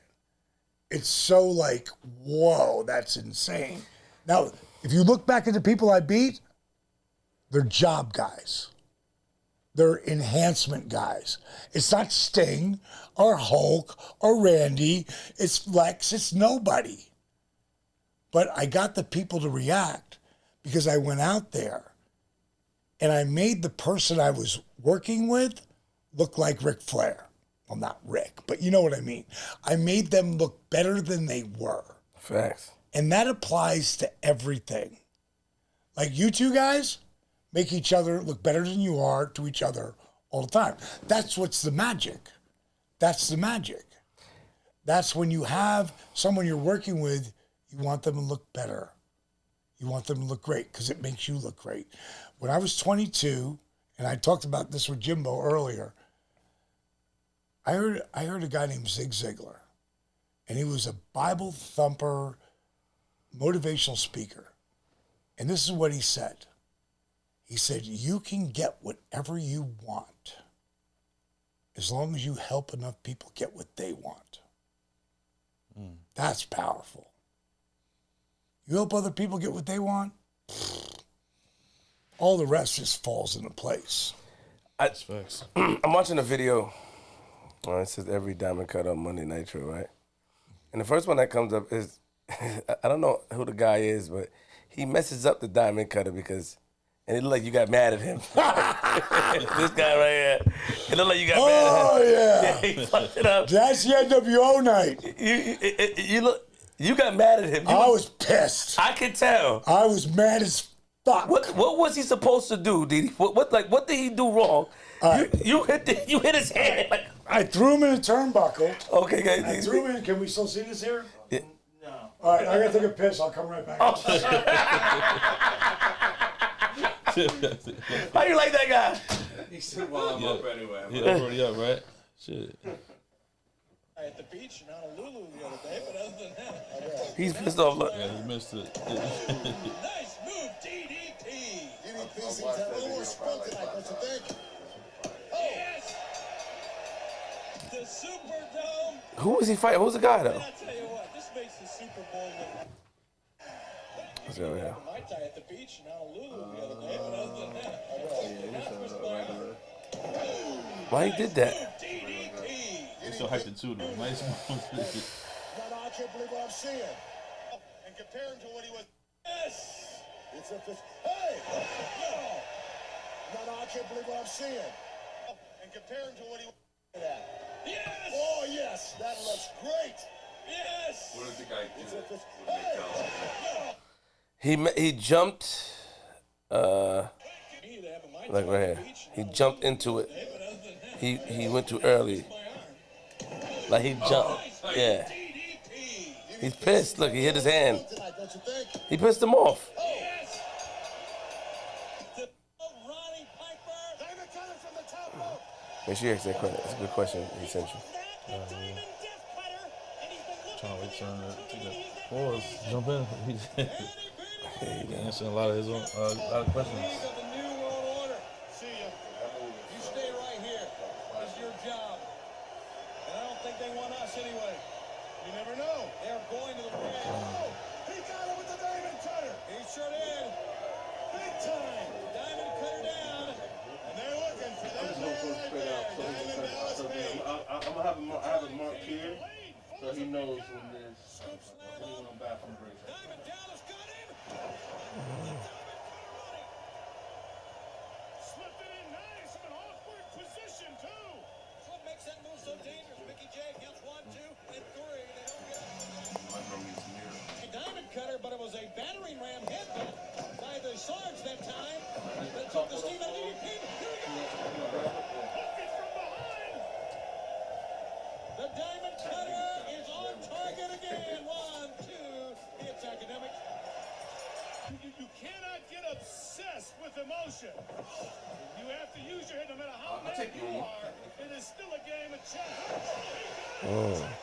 He came out of that Curtis Blow attempted with the full first Nelson record by deal. the big man. He had put him in Curtis there Blow? and over, but he put on the First diamond record cutter. deal and Wearing bowling shoes. I don't know if that's different looking, I'm sure. They're gonna kill me in the comments with that. All right, so you want me to explain that, or how do you want Yeah, me to do yeah. You said you want to. Sitting here? Yeah. Okay, I can do it from here. Are we ready? Yeah, we ready? Yeah. Ready? Okay, so what I wanted him to do is hit the turnbuckle and boom, stagger out. Now I'm going to hit the ropes and come off and grab him and hit him with a cutter. He hit the ropes and then he just dove. I'm like, what the fuck is he doing? So I jumped from where I was, and I caught him right here, and the place still popped because they were so used to me by that point, like catching the cutter out of catching the people were so used to at that point for me to catch the cutter out of nowhere that they still popped. Now you have to understand, this is New Orleans. This is in the Dome. Yeah, I see. They had it sectioned off. That's 100,000 people. That third, we had 33,000 people there. No one had done a crowd like that unless it was a WrestleMania, but not a Monday night. And when I hit that thing, the roof blew off. But I was so fixated because I'm a bit of a perfectionist and kind of a guy who likes to control shit. Control freak, I guess they call us. Me too. When he just dove, I knew that didn't look anywhere near as good as it could have. So I was so mad and threw him over. But also, the booking committee back then, the guys who write who wins, who loses, how long your match is, like I really felt like they were fucking with me at a different level because I came up with the whole idea for me to drop Kevin Nash and Scott Hall, who were the NWO. Before Hulk came in, those were the guys. Those were the guys who changed the face of professional wrestling. Now, when Hulk turned and joined them, really big deal. Big. And big. But without Scott showing up, no one knew. It wasn't like, okay, camera 4, Scott Hall's coming in. No one knew. That's when wrestling works at a different level. When it blurs the lines. Like what's real and what's not. Scott Hall showed up, 4 people knew. Eric Bischoff, the guy who was in charge, Kevin Sullivan, the head booker, I think the guy who's the director, and me. And the only reason I know is because I'm best friends with Eric Bischoff. I'm the one who helped this whole thing happen. Like, I'm the one who called Kevin and said, hey, man, how far do you got till your deal's up? It's up. Oh, I got something you need to maybe look at. It's one of the reasons Vince McMahon probably was not my biggest fan coming into WWE. I never knew that, though, because I never thought that was like public knowledge, you know? I just wanted my buddies back with me because me and Kevin Nash were tag team partners 5 years earlier. We were nobody. We're bottom of the card. They call it the curtain jerkers. Like no one ever believed in us. So you help your buddies, you know? I got a question. So talk about you creating this move and like how the whole Diamond Cutter move came into fruition.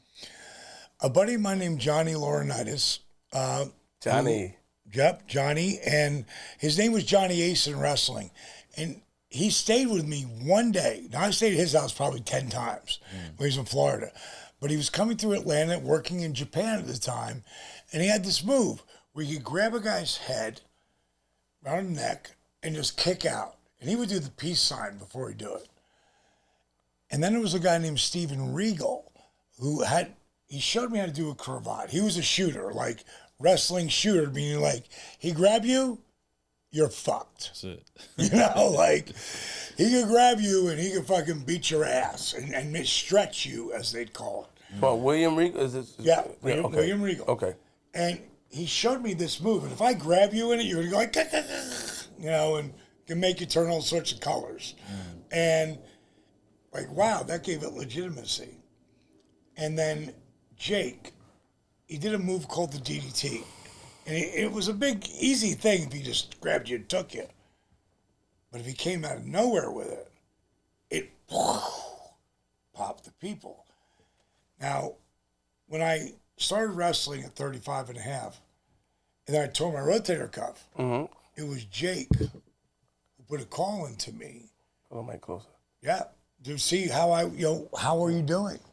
Yeah. And he was gone from WCW by that time. He was only there for a couple months. And I went to see him at the Marriott, and him and his old lady were split up. So I called my girl, Kimberly, who I was married to at the time, and said, "Can Jake come home and take the downstairs room?" And he did. I thought it would be 2 weeks. It was 3 months. But I was so excited to learn from Jake because this is Yoda. This is like learning from the master of ring psychology. Because remember, it's a dance, but it's a really physical dance. And if you just move means nothing. If you don't tell a story through the moves, if you don't make the good guy look good and then the bad guy heals and beats him down and the good guy comes up and then the bad guy beats him down, like there's a story to it. And that's when you're watching moves and people are going and they're screaming and yelling. You've heard it, like everyone's heard it, but you don't know why they're doing it if you don't understand, because you're not involved. But if you get involved and you understand the story, it's really compelling. And that's why Flip loves it. You didn't really understand it because you didn't grow up through that. Right. But if you had a buddy like him when you were younger where you went, "No, dude, you got to watch this. And let me tell you some of the backstory." Because it's all a story. Like, I think of the craziest thing. Arnold Schwarzenegger in the Mars movie where he went to Mars and he's struggling and he's reaching and he's pulling and you just got to reach up and grab this one thing that will give air to Mars. It's a hand. And he finally struggles and struggles and struggles and he catches the hand. If you look at every freaking movie, it's the same shit. There's a struggle. You beat the good guy down, and then he starts fighting back. And then the bad guy beats him down. And you get fucking pissed if it's a really good guy. And then he fights back, and then he beats him down. It's just storytelling. It's storytelling 101. Right. And with the move, the Diamond Cutter, Jake had a couple of ways into it. I developed 50 into the Diamond Cutter. Since then, they've developed another 150. There's a match that Cody Rhodes had last week, and you should throw this into this because it's the most craziest Diamond Cutter ever. And they just call it a cutter now because, so it can be for every person. This guy, Sammy Guerrero, and Cody Rhodes are climbing the ladder to grab the belt. And Sammy's on the ropes, and he's got a 10-foot ladder in front of him. And he grabs the ladder, and somehow, this, Rey Mysterio and this kid, maybe two of the best ever, to control their body. He springs to the top of the ladder. Cody's climbing up the other 15-foot ladder. Sammy springs to the top of the ladder and then springs off the ladder. And he grabs Cody by the neck. And they fall 12 feet down. 12 feet down to the ring. And it's fucking impressive. Now, are they going to pay for that shit later? Ooh. They have no idea. Cody's 35. Sammy's probably 28. They have no idea. I'm going to be 66. I know exactly. Before I came here, I just didn't get stem cells in both shoulders, in both knees. But I also got a thing that I'm one of the test subjects, and it's called A2M. And A2M is taking your blood and spinning it, which is PRP, but at a different level. They take it to a different level so it makes this paste. And what it does is it gets injected into your knees. I had 3 injections in each knee, 2 injections in both shoulders, which is stem cells. And I don't mean just regular stem cells. I'm talking about the placenta from a woman having a baby. Of course. And then the ARP, A2P. And what it is, it's to help arthritic joints. My knees are both bone on bone. I don't want to have knee replacements. Most likely I'm going to have to do it. But how long can I hold back the hands of time? That's what DDP yoga is all about. Holding back the hands of time. I want to be able to kneel on my knees. When you have those like steel knees, nowhere near as easy. When you before I get into like, because I heard about a couple of things through the years, but I'm gonna ask you this question real quick. When you got into WWE, right at the time, when Vince, Yep. you know, Bought the company. acquired WCW, do you feel like they sort of played you? No, 100%. And it Keep it wasn't- real. You felt that way? No, it wasn't me. Come on. It was bro, it wasn't me. It was whoever came in from WCW. And I just happened to be one of the biggest faces to come in. So, it's business. Like, wait a minute. You kicked our ass first of all, you went back and forth for a year, and then you kicked our ass for 83 weeks, and then we went back and forth, and then we finally beat your ass. It's business, Dad. It wasn't, I took it, it's like, I never look at them motherfuckers. I never look at it like that. You never felt that way. I got it. No, I started to, like any human being would. But you have to think to yourself, okay, what did I learn from that mistake? And when I say mistake, I walked away from $487,000 because I was owed 1.2 whatever it was, and to go to WWF at the time, which would become WWE, to do that, they offered us 50% on the money because WCW is like, we're not going to, which is Turner, or not even Turner anymore. It's Warner Brothers at that time. It's like, we'll offer you 50 cents on the dollar. Well, Goldberg, Nash, Hall, Hulk, all of them was like, fuck, I'll take my money. And Nash, who's always been not just one of my best friends, but one of my like brothers who start together, who I respect what he has to say. And I should have listened to him. Like D, don't take the money.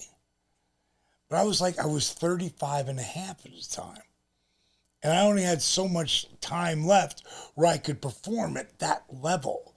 And if you look at me and Christian in WrestleMania, probably about 6 months later, like you can't tell who's 26 and 46. And it was important for me to be able to perform at that level at that point. But when I went in there and I realized what they were doing, I was like, oh, wow. What made you realize it? Look at how the angle went. It was just, Because it was set up to crush. But who when you first went there, when you heard the news, who did you think that you would go against? Who did you hope like Originally, yes, People's Champion against People's Champion. got I mean, how could you? I had that angle 2 years before I got there in front of Vince McMahon. I was at a show 2 years before this, just finished Ready to Rumble, and Big Show was the champ back then, and he was my boy. I raised him. I got him ready for Hulk at 24 years old. I'm the guy in the power plant teaching all the young guys back then. And Show I loved. We got along amazing. And when he finally started working, he had the cars, he had the hotels, so I didn't have to pay for hotel and cars. I'm making nothing at the time. But back to where I finally got to WWE, I'm thinking, 2 years before that, I'm making millions of dollars now. I'm on top of the world. Of course. And I go to the show to see Big Show. And when Pat Patterson sees me, he pushes me upstairs. Well, totally understandable. And Big Show was like right before the intermission. And then later, the main event is going to be The Rock. And The Rock had the big walrus sideburns, the Elvis shit going on. He wasn't The Rock yet, but you can just know. Yeah, He's on this friggin' this rocket. He's on this rocket. I know. But But at that time, I'm still over him in our world, So, Big Show comes up, and he's like, I want to watch The Rock's match, because I've never seen him with no cameras. I want to watch him without the cameras. Just as good. So now we go to leave, and when you're in the where the Blue Jays play, can't remember what the name of the stadium is, but it's huge. And we're going to get his bag so we can go out, because we're going out and partying. And we walk into the dressing room, and it's huge. And there's nobody there, because everybody's getting out of there before the last... Rogers Center. What's it called? Rogers Center. In Toronto, right? Yeah, Blue Jay. Blue Jays Stadium. Yep, Rogers Center. Yep. Okay, so it's just a huge stadium all the way around, and at that point, me and Show walk in to the locker room, and he's like, "Hey, do you want to meet The Rock?" I said, "If he's still here, sure." And Big Show goes, "Yo, Rock, you here?" He goes, "Yeah, I'm in the shower." And he says, "Awesome, I got a huge mark who's dying to meet you." And I just fucking like, "You fuck." And I go, "Yeah, I don't want to meet you unless you're naked and your body's all soapy."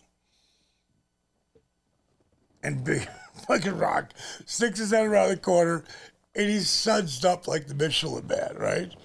And he sees me and he goes, "Oh, Diamond." Because, when you hear that voice, which my voice is kind of unique, you don't know who is that in this building? He sees me, he's like, "Oh, Diamond, I'll be out in a minute." I'm like, "Take your time, bro."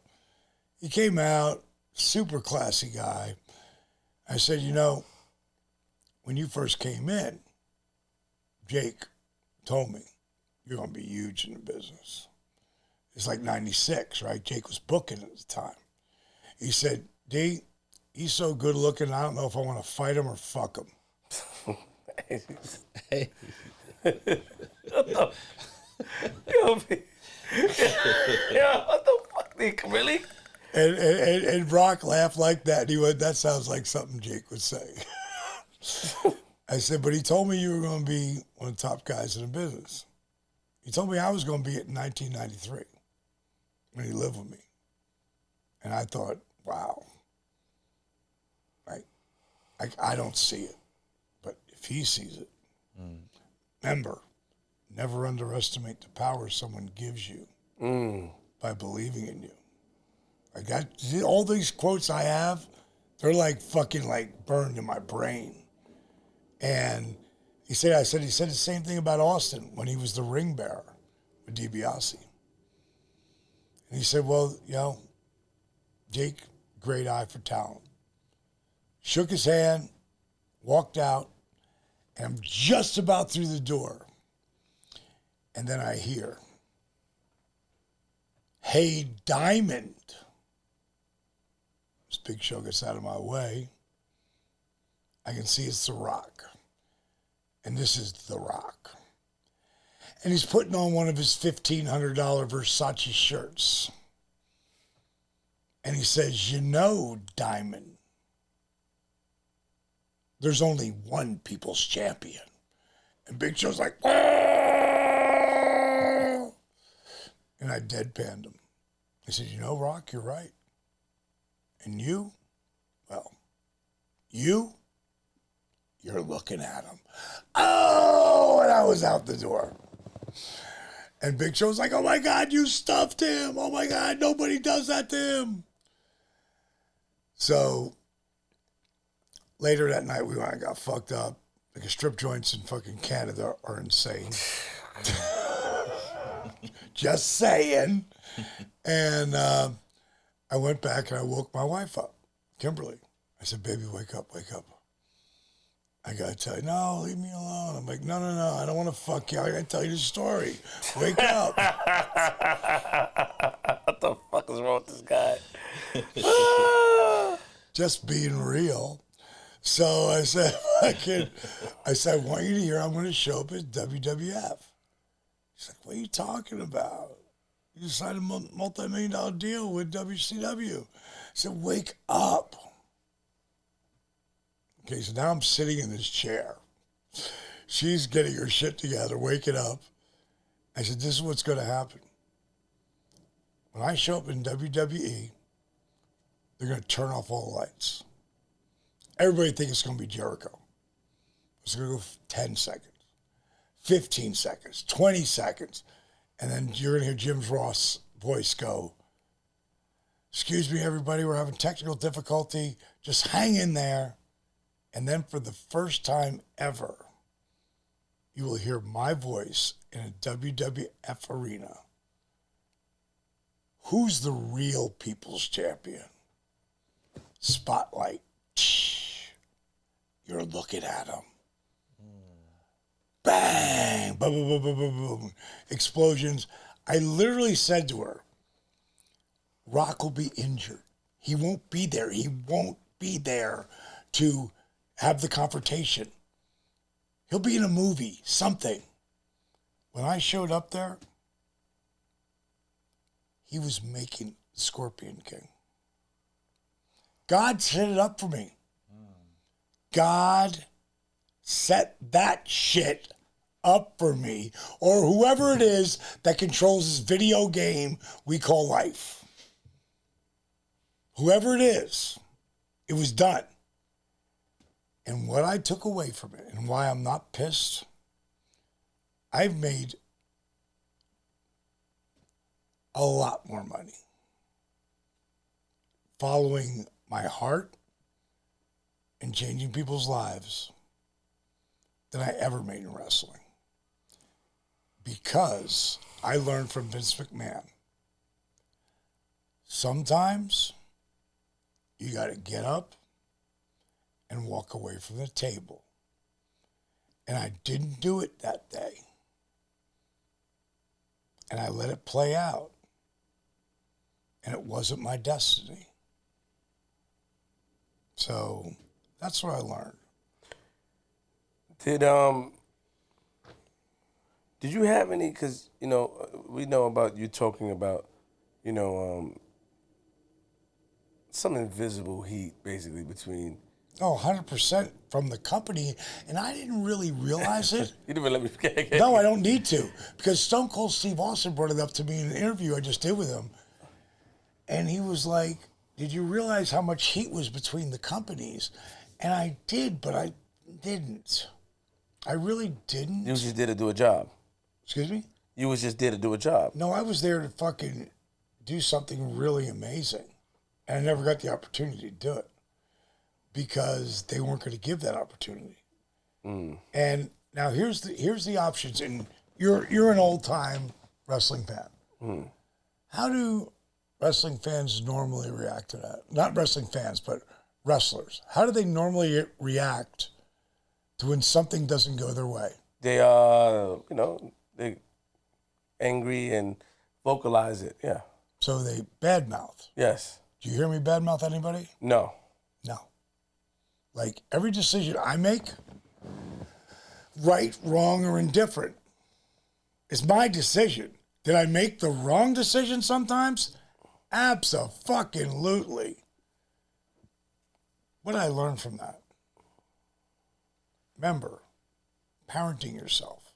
What did you learn from that? Like,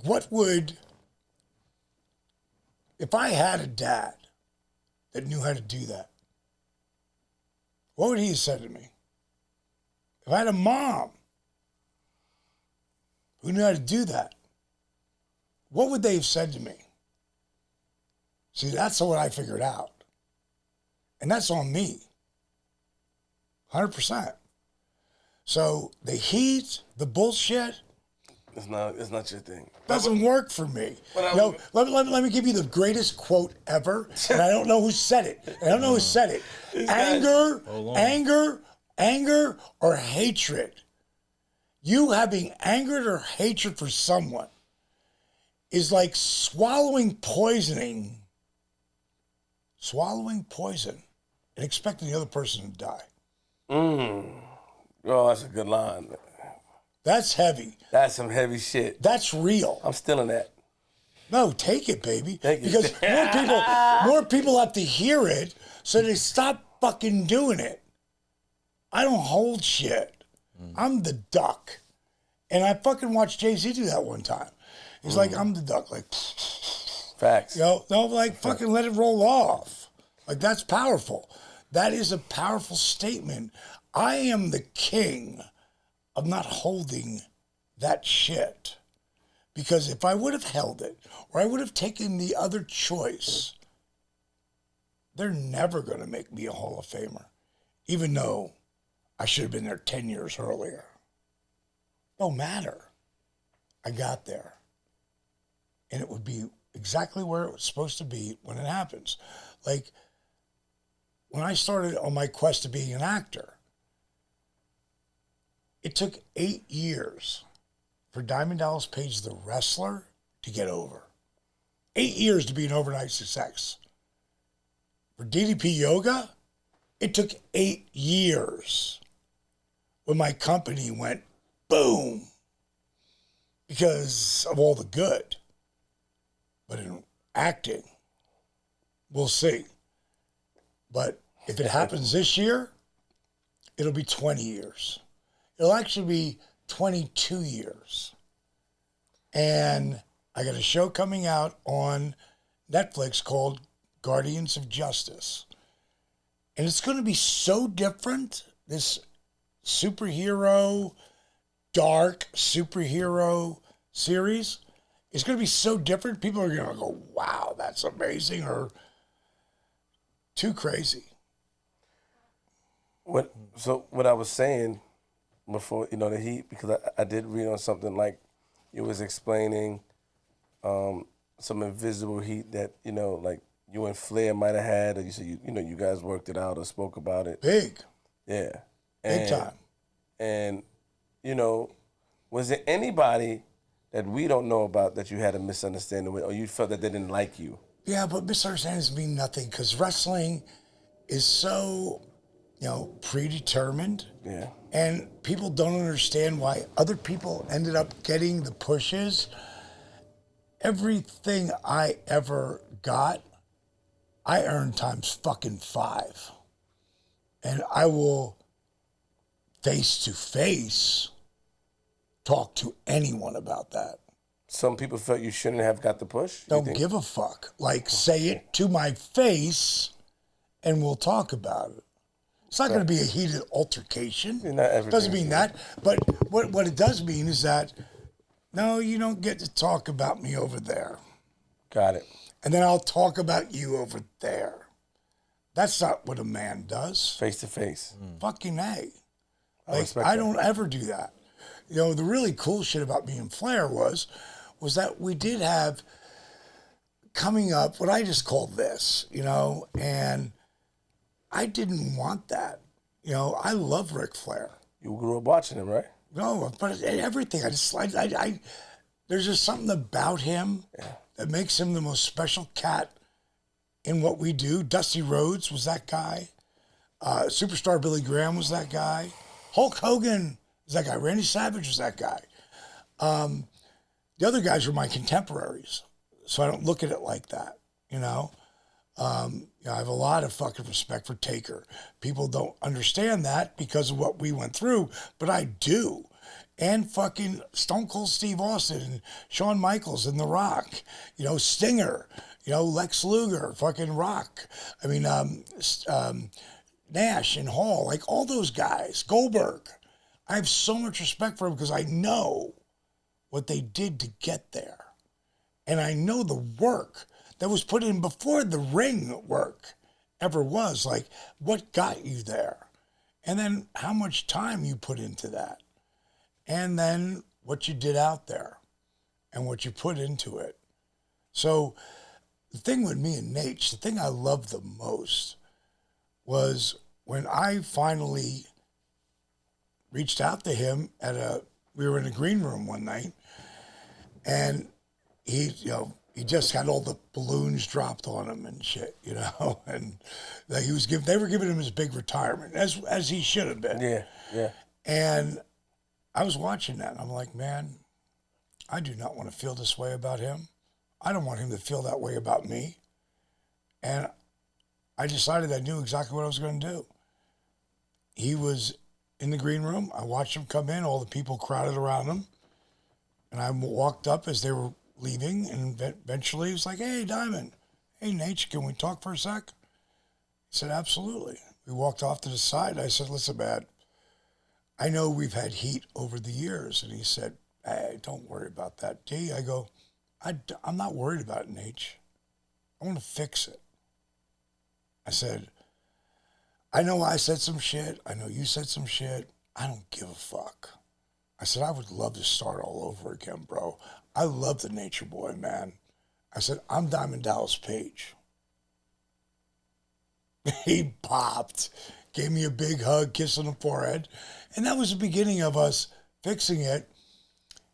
And all I can tell you is 8 years later, when I went in the Hall of Fame, and he saw me walking past the bar, and he called me over, and I sat down, and we had numerous times been together before this, especially the time Dusty died. I felt like Dusty put us back together. I mean, it was something really crazy special. But that night he said to me, so what time's your flight tomorrow? I said, 7:30. He was like, oh, who the fuck booked that? I go, not me. He goes, I got a Learjet. I got the limousine. You and your wife, I got you. You live in Atlanta, right? I was like, yeah, Nate, but I got all these bags. He's like, put them in, send them over to FedEx. I don't want to hear about it. Don't wake me up before 12 o'clock. Don't call me before 12. We're leaving at 2. And Ric Flair flew me out on his fucking Learjet, landed, it was my birthday, took us to dinner, limousined us back. I mean, and way before that, we were super tight, and I love the Nature Boy. So no one can say any fucking heated shit to me. Got you. You know what I'm saying? Because it doesn't exist with me. Is Vader still mad at you about...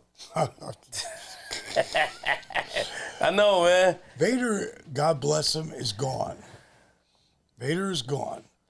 And I really tried to help him. I moved him into my house for a little while. And I tried to help him. And he just wasn't ready. And unfortunately, when some people aren't ready, it doesn't work out. Like, that's what my movie Change or Die, not movie, but our docu-series is all about. Change or die. It's like, either change or you're going to die. Did it make you feel bad that now that he's that he passed away that you... No, because I tried. You tried your best. First of all, you can't make people change. And it came from Jesse, who his son is. He's a great kid. Called me the other day. He's a really great kid. And Jesse came up with him because he wanted to help his dad change. And the thing is, when you're a stud like Leon was, like he was a stud, man. He played in the NFL for 5 years, professional wrestler, but not just a professional wrestler. He's a 400-pound professional wrestler who could do moonsaults off the top rope. That's a fact. Like, he was a jumbo Rey Mysterio. You know what I mean? Bam Bam, same way. Well, And those two together were magic. Bam Bam, who I known since he was 16. We're both from Jersey. We're both 8 miles apart where we were born. Like, we were super tight. But, you know, Leon, you know, you get something caught in your head where you can't stop wrestling. And I explained to him, I can't get you to stop. I can't help you. I can't help heal your body if you won't let your body heal. You know, your body has to heal. Look at it now. So you didn't feel like you was content, like No, I couldn't help him. There's so many people, dude. You know what I mean? he didn't want to move. What I heard, he didn't want to move to it. No, he didn't. He wouldn't stop wrestling. He wouldn't stop wrestling. Here's the big deal. Have you ever seen that disabled veteran I helped? Yes. You seen that video? When that video went viral, it's gone viral 5 times. Like, viral. People start writing me like they think my letters, my initials, are JC instead of DDP. Like, they think I can heal the fucking dead. Like, no, I can't. I can help you. But unless you want to put the fucking work in, it don't work. Right. I mean, nothing. Tell me now. Wait, do you know any addicts? Flip. Say it again. Do you know any addicts? Yes. I had to think about it to be respectful. Yes, I do. Okay. Can you make them change? No. Well, how do they change? I even offered them money to go. Right, that don't work. Yeah, it doesn't. How do you make them change? I don't know. They have to want it. Change, yeah. If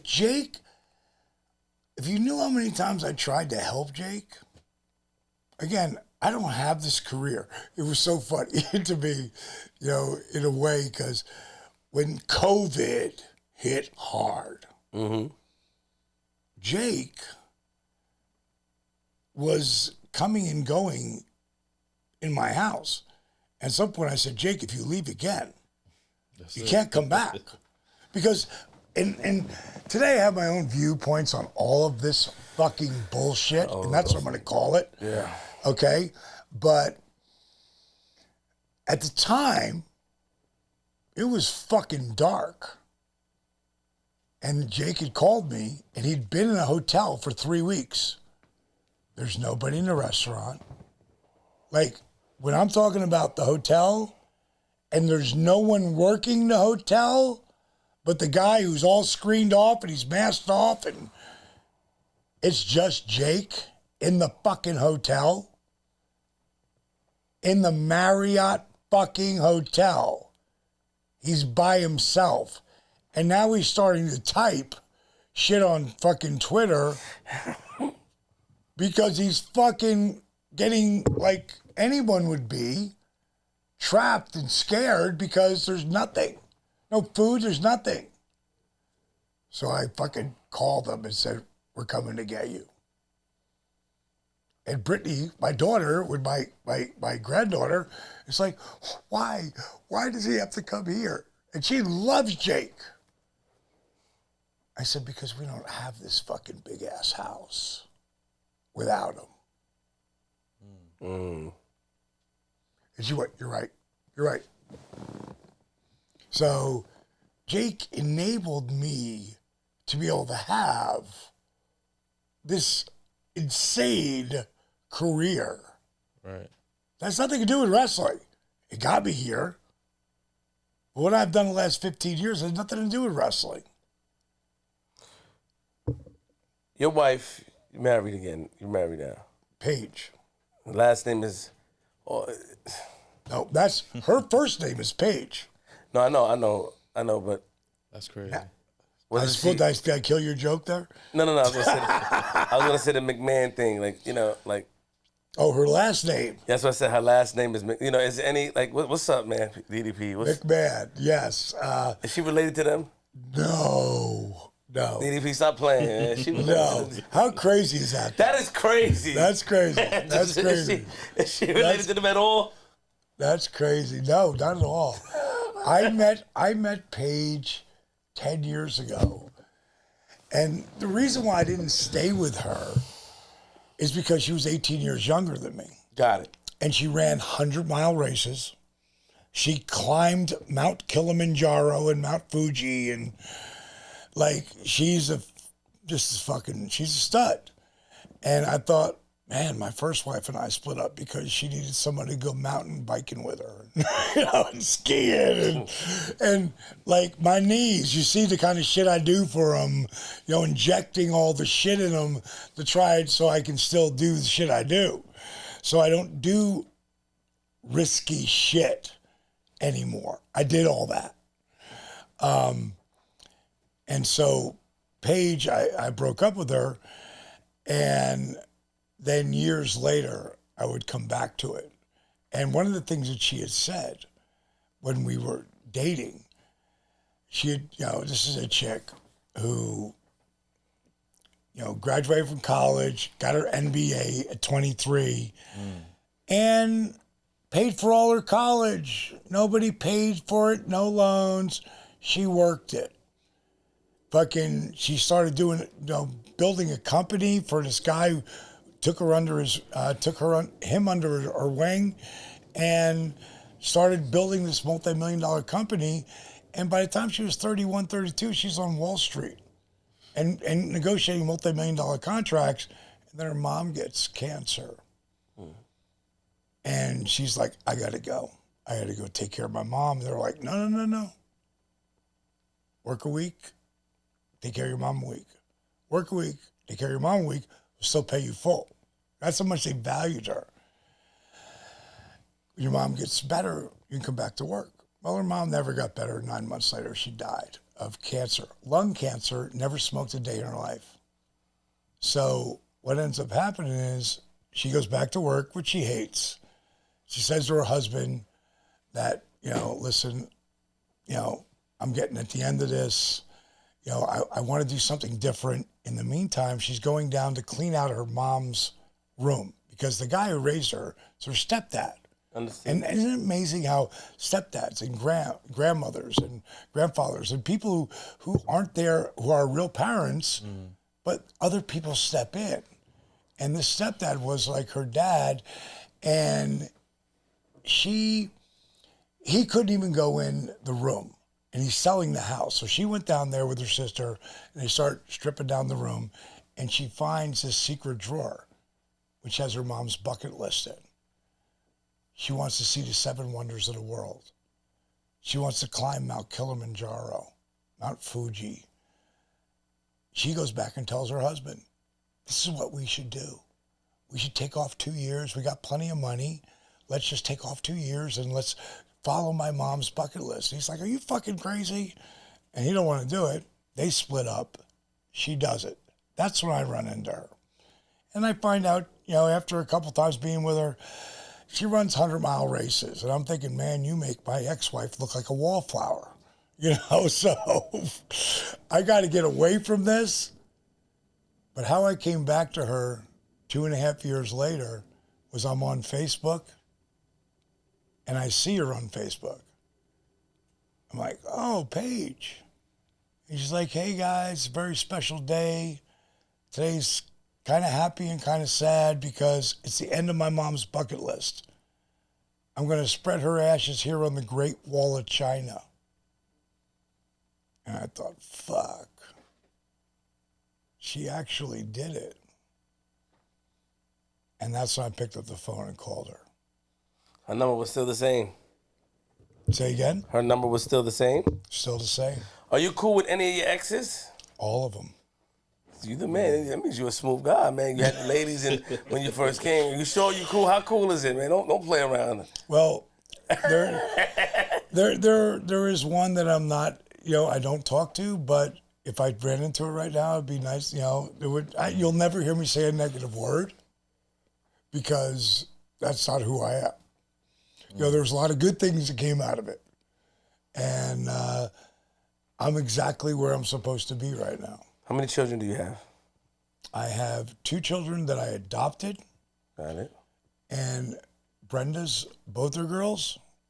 I consider both my children. Now, here's the crazy part, and super funny and fun. Both of those girls' dads, meaning Brenda's, who's my second ex-wife, Hello? both of those girls' dad is one of the closest people in the world to me. Really? Yes. And he works with me. Lexi, who is his birth daughter, my second daughter, and this is what I call the bonus dad, did an amazing Father's Day video. My 2 dads. Super cool. I'm getting, you start getting emotional, man. It's only a couple of things I can say that get you emotional. Don't start getting emotional. That's one of the. I already did in the beginning. I'm done. Yeah, you did. Wrestling, retired, Hall of Fame, DDP yoga. Where does that come from? Necessity. I'm the guy who wouldn't be caught dead doing yoga the first 42 years of my life. But that's when I blew my back out. And I had just signed the multi-million-dollar 3-year deal, and they said my career was over. And that's where that came from. At that time, I was still married to Kimberly, and she was like, baby, you need to do yoga to heal your body. I'm like, fuck yoga. I'm not doing it. And it was just a stereotype that so many of us get. And what happened was, out of necessity, I had to do it, and it started to really help me. And then one night I kind of still doing rehab because I've rehabbed both shoulder surgeries and both knee surgeries. So I started like putting them together. And then I added in old school calisthenics, push-ups, squats, crunches, done with a slow burn movement, which actually got my heart rate jacked up. And I didn't understand that until I started to really figure it out. And today what, is DDP yoga, it's kick-ass cardio, dramatically increase your flexibility, increase your core strength at a different level with no impact. Or as Scott Hall likes to say, next to no impact. But what happened is it was just to heal my body. That was it. In 3 months, I was back in the ring. And I had to go back to see my original doctor, Dr. Andrews, in Atlanta, because someone had to clear me. And he had never seen a change like that. And I knew it was going to be part of my life forever, because most athletes, and you even talk to professional athletes, like they get to the end of their career and they're like, fuck, I'm not working out anymore. And then you'll see them start packing the weight on. Like when you get to the end of your career, whether it's college or professional, now's when you really have to start training, and training smart to heal your body instead of beat up your body. And that's what DDPY is. That's why, and I'm gonna knock on wood, but I pay a ridiculous amount of insurance every year so people don't sue me. I've never been sued. We've been around for 18 years. Because it heals your body. It would really be hard for you to go to court and go, this is fucking me up, like P90X would, or something. Oh, easy. Yeah, but you know what I mean. It beats up your body. Right. It beats up your body. CrossFit beats up your body. Fucking running beats up your body. My shit don't. It strengthens your body. At any point in time, I can crack a fucking position holding my foot over my head, shit-faced.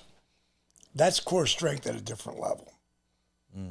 And I just started to share it with my buddies. And I was like, fuck, this could really fucking work.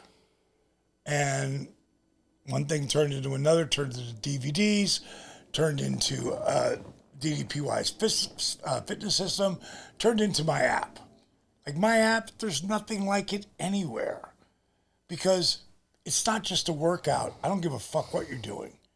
You have to be motivated. You have to be inspired.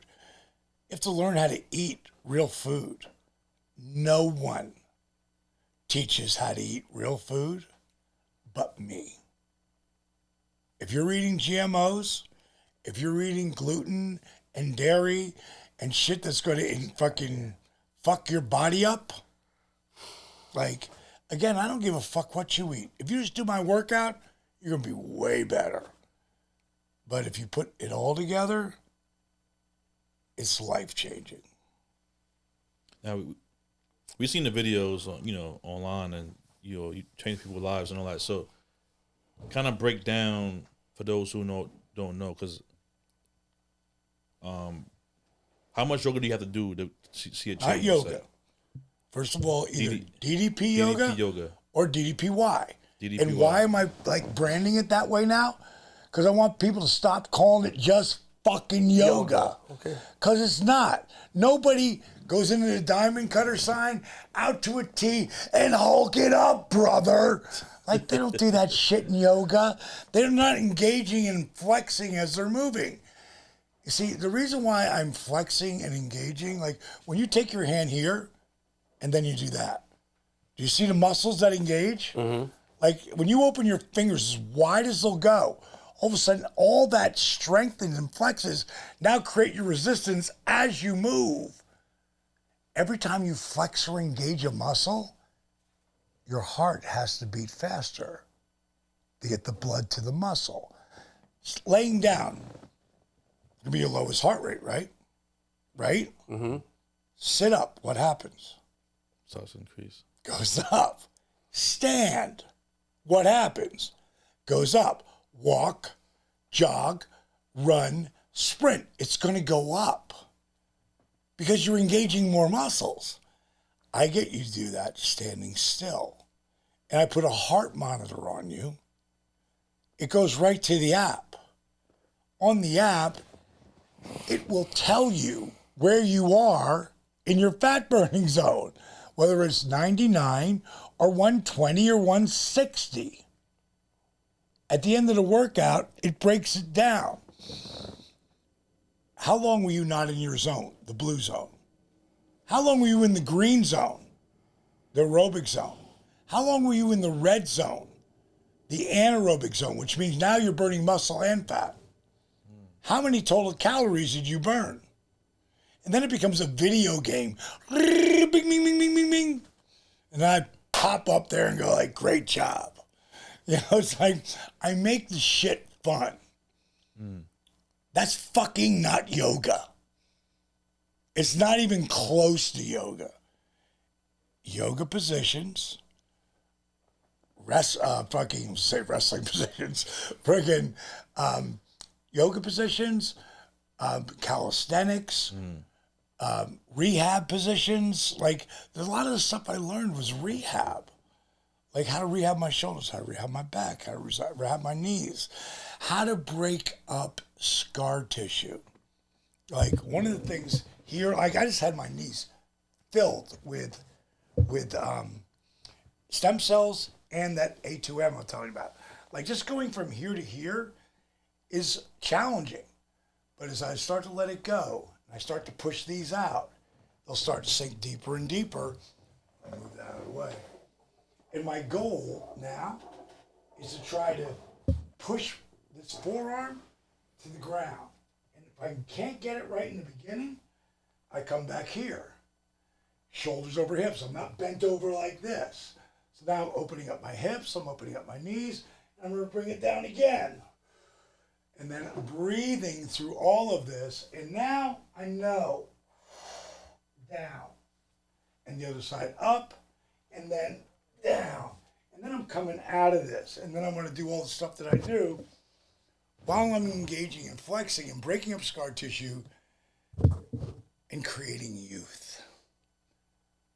Remember when I said this? You're going to look at me today. You're going to look at me today. I'm not going to look much different 5 years from now at 70. I'm not. Maybe a few more wrinkles. All these broken up fucking joints, I'm going to keep them going. And this is how.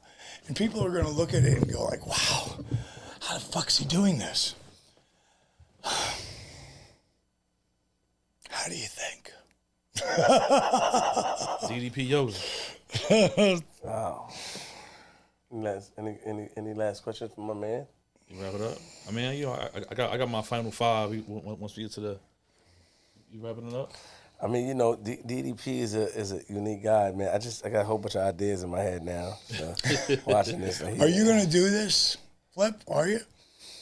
Flip, do you want to get in shape or do you just want to just go? How old are you? 30, about to be 35 this year. Damn, you're a baby. You're a baby. You know, we'll talk. We'll talk. Okay, I'm going to call you out. Just going to pop it out there. I'm interested. We'll talk. Let's just wait to get off camera, please, man. Don't. Oh, no pressure. I was going to say something on camera, but I ain't, you know, I don't want to put you in a. Say something what? You know, I'm interested. I want to, you know, I want to see. Listen. You know, DDP is a serious guy. There's a way. I have an idea, and I want to talk to him when I get off camera. I respect it because you know I got a bag over there. I can't ready. So I just. I know. I saw that. Yeah.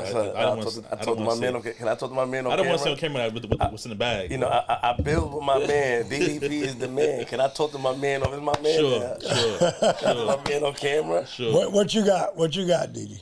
What you got, D? Come on, what you got? Give me your 5. I'm good. All right, man. So we wrapping it up. You know, just you know, in closing because obviously we can sit here all day. Yeah, man. That's what I'm saying. Like we could going on over 3 hours. Yeah, we could be here all day. So you know, Jake was like, you know, the story's getting good, guys, but you know, gotta go. Yeah, time is money. I said, come on, Jake.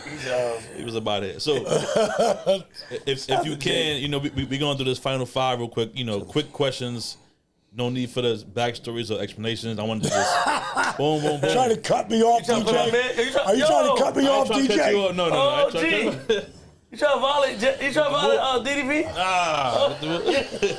No, I just know we run out of time, so you know I don't want to. You know what I'm saying? Final 5 though, so you know your first thing that pops in your mind when I ask you these questions, and then you know Sure, go go with for that. it. Favorite wrestling move other than your own? Stunner. Okay. Favorite song to play before a match? Welcome to the jungle. Jungle. One match you wish you had? The Rock. Favorite hip hop artist? Are you serious? After tonight? Come on, man. Come on. Usher, who else, man? I mean, just, Who else after tonight? Yeah. Now, if you ain't seen Usher, and I mean, you got to see the videos coming up. Oh man, classic video. Classic. And lastly, you know, you said you're you know, definitely a football fan. You know, who's winning the Super Bowl this year? Bengals. Ooh, that's a final 5 right there, man. Flip the script. So hold on, you know what I'm saying? Real quick, does anybody in here, you know, I know there's got 2 wrestling fans as well, probably deeper than me, have any questions for DDP that we didn't ask? Oh, we got one from Baz too that he sent me a little earlier. I was trying to wait to, you know what I'm saying? Yeah, slow down, G. I'm gonna let you take it over. You the man now. No, I'm just saying. He got one out here. Your comfortability is on another level, all right? Rocket Man, I don't know where you going. Yo, you got a question, man? You got a question? Really, I mean, Triple H. That was one of my favorite wrestlers. So. Oh, let me tell you. What's he like? Let me tell you a story about Triple H. See? He was terrorizing in WCW. That was the name they gave him. And we just bonded. And at some point, they wouldn't let me manage anymore. And it was Magnum TA who came up to me, and I'll segue into this because you got to know this part of it. Got it. Magnum TA came up to me and he said, listen, D, we can't let you manage anymore. I'm like, well, what did I do wrong, man? I'll fix it, Mags. He goes, you can't. He goes, it's not your fault. I go, what do you mean? He goes, Dusty couldn't do this. He asked me to do it. You know, the hair, the clothes, the bling, the rap, the dolls. No one's paying attention to the wrestlers anymore. I said, Magnum, are you telling me I'm too over the top for fucking professional wrestling? And he's like, hey, man. And he laughed and he goes, it's not your fault. So I go down to power plant. I got 7 months left of my contract. Triple H is there. And he is working as hard as anyone I know. And Terry Taylor, the Rooster back in the day, but he was an amazing, when he was doing like the other federations, the smaller federations, Terry Taylor should have been a humongous babyface, like humongous. And Terry Taylor kind of took us, me and Triple H, under his wing, and he taught him. And he taught me. And one night we ended up at a strip joint after working out. And Paul didn't drink. He didn't smoke. He didn't do shit. Like, he was not, before I had heard what do they call it? Not straight. What do they call it? Where whatever the guy does, he doesn't do any drugs or anything. Because Punk is that straight guy. edge. Straight edge. That's it. That's what Punk is. That's what Darby Allin is. That's what Paul was. And we were at the strip joint, and we were up on the bar at one point, and Paul went to the bathroom, and Terry looked at me and he goes, I really like that kid. He's got your work ethic. I said, yeah, and his age. Because I was 36, he was 22. So Paul leaves, and I call up Nash. I said, dude, there's this kid coming up there. He's got super heart, super work ethic. You need to grab him. Take him under your wing. And they did. And he became the driver for the Clique. And without him, they might all be dead. Who knows? Just because he's the sober cat, you know? And one night, I saw him catch a diamond cutter out of nowhere. And I was like, oh, no. So this is an answer to your question, who Paul Levesque is. And I'm like, oh, fuck, not him. Like, not him. Like, he can't be the guy because, you know, Sting had Scorpion Deathlock, and Bret Hart had I can't remember what he called it right now. Sharpshooter? Well, sharpshooter, right. Like, everybody up here had the move, and there they had to move. But if you look at, before Randy Orton, no one did Diamond Cutter. And fucking Paul was the only guy to do it one night. And when I tell you I've called Paul 20 times, one time he answered the phone. And this was the night. And he picked up the phone. I'm like, hey, Paul. He's like, hey, D, how you doing? I go, I'm doing good, bro. I said, we talked a little bit. And at some point I go, listen, man, I got a favor. And he said, oh, well, whatever you need. I go, well, don't say yes yet. I said, because I have no right to ask you. Because he was there when Johnny Ace gave me the diamond cutter, and then I turned it into what it became, the out of nowhere move. And I said, I got no right to ask you this, bro. And he goes, what do you need, D? I said, I'd really appreciate if you wouldn't do the diamond cutter again. I said, dude, you got your whole career ahead of you. I said, I'm just getting this thing over. I said, I really appreciate it if you didn't do it anymore. He goes, dud. He never did it again. He didn't have to do that. What about Randy? How did? I literally called Randy, and I'm done. When I'm done, it's whoever. And I couldn't have asked for a better guy. I mean, think about it at the time. Jay-Z is doing a version of the freaking cutter, and Randy's doing the diamond cutter. I mean, I couldn't have asked for two better guys to being something that was relatable to what I was doing. So how do you see that as a negative? So you didn't have an issue with Randy doing it, did you? No, I literally, what was funny, because we would have this discussion years later, I called him and I was like, Randy, I really want you to do it. He'd just gotten over a shoulder surgery, and I must have got him at the point where, you're on a bunch of drugs because you're just going through surgery. And I talked to him, and he sounded a little wonky to me, but I didn't really pay attention. Oh, Diamond, that's your move. I'm like, dude, I'm done. I'm done. My career, maybe I'll do diamond cutters out of nowhere, moving forward, but my career was over. The run I had, the freaking 12 years I had, was done. And I wanted something. God, a guy like Randy Orton to be able to do that? To me, I put me here and everything I did, I put him here. I mean, that cat, 20 years on top. He's amazing. Do you see, it's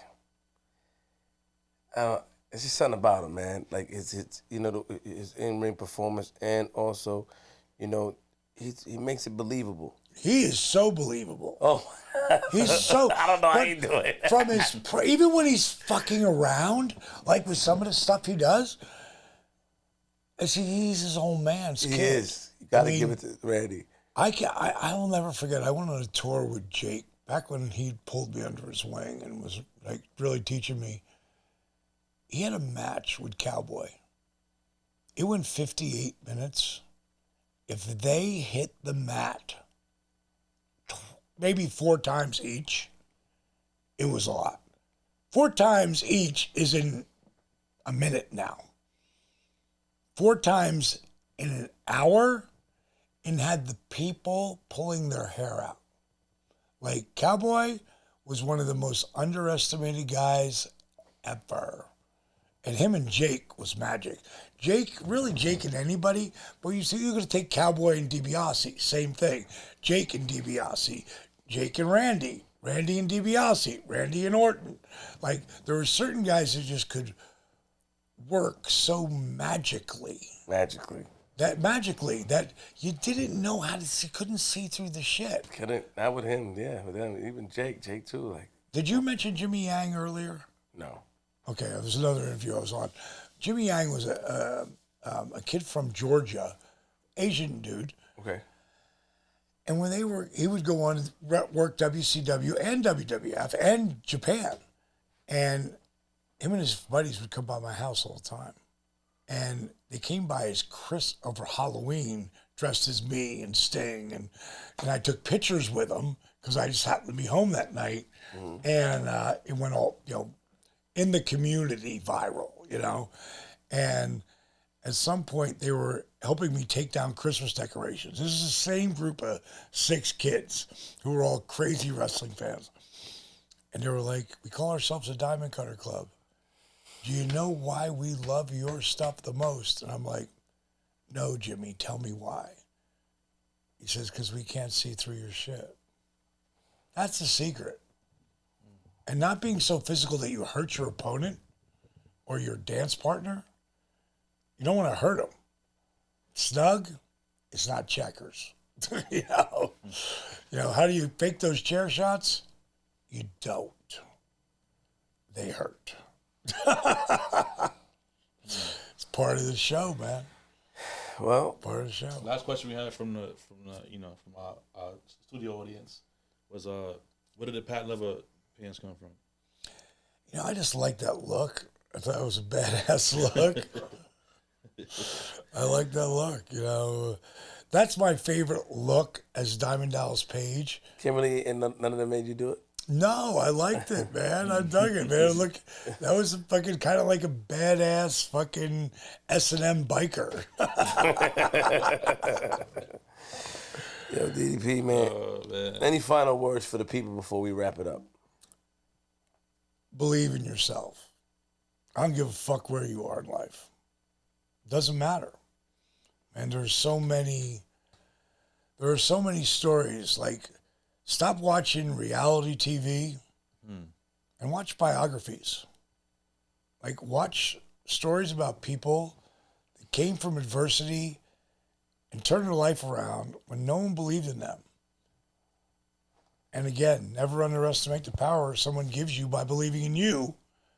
But most of all, never underestimate the power you give yourself by believing in you. That's the most powerful. I know you like him. Just let it go. I can't, man. Let it go. Don't give it to him. Don't give it to him. So, I know you. I like him too, but just let it go. he cool, man. Come on. He cool like that? Far away, I could have had you, man. Brother got a video. You ain't played phone. You must have come. Thank you. Hey, wait, last thing. Oh. They gotta play the TED video for you, but not the finished version. I want to send them both, and it's going to be up here. Want to show the little documentary what we did for this guy Ted, and what this young man Xavier did to help teach Ted. Turned into something. This is something you won't believe. Like when you watch the little 11-minute doc on it, and then you watch what happens, like that's magic. Nah, the video's amazing. The video's Amazing, right? I can't even lie. That Round of video, applause. yo, that video. Wow. Yeah. Sign us out. Well, make sure you get your social media one more time where they can follow you. I'll tell you, for starters, for me personally, at Real DDP, at DDP Yoga on Twitter, at Diamond Dallas Page on Instagram, at DDP Yoga. But you heard me talk about my program, just very little, because I'm not here. I'm here to talk to guys and enjoy tonight. But don't listen to a word I said about my program. One word, DDP Yoga. Just go on Facebook and read what people write. And you know this, Flip. You can't get people to cheer your name. I don't give a fuck who you are. You can't get them unless you grab them and make them care about who you are so much that they got to go, let's go, Flip. Let's go, Flip. Or Hogan, or Rocky, or DDP, or whatever the initials were that move people. On the internet, you can't move them to write about you. That page, that DDP Yoga Facebook page, started with 2 buddies of mine. And then it turned into 10 and 20. And now there's 70,000. Every single person on that page, every single fucking person on that page are there to help each other. That's what they're there for. That's what life should be about. Help, because there's nothing that you feel better about yourself than helping someone else. You just don't. That's a fact. Big facts. I'm just lucky enough to have been able to make a living out of that. But it took 8 years to be an overnight success with DDP Yoga. It took 8 years to be an overnight success as a professional wrestler. 8 years to be an overnight success. That's a big deal. Thank you. Round of applause time for DDP in the building, y'all. DDP is here. Hey, who your man remind you of? Jimbo? Yeah, who he look like? I can't really see him in the darkness, but I know his face. Give me like a British bulldog feel a little bit. For some reason, I don't know why. Yeah, G, you just gave it to me. Yo, man, dope episode. We signing out, man. Don't forget, follow the pages at DJ G Money Official, at Queens Flip with a Z, at Flip the Script Pod. TikTok is up now, too, so make sure you follow TikTok at Flip the Script Pod. Dope episode, man. It was, dope sitting here with a legend, having some drinks with a legend. This is dope. Classic. Queens Flip. Dope episode. I enjoyed it. Shout out to everybody in the building. It's an honor to have DDP here. I appreciate you. URLTV.tv. Remember, lock your doors, close your windows, close your blinds, open your blinds. And if you see a guy like DDP on your lawn, put it away. He doesn't mean any harm. But you'll be doing yoga all night long. No, you'll be doing DDP yoga all night long. Fucking A, yes. I'm from Queens.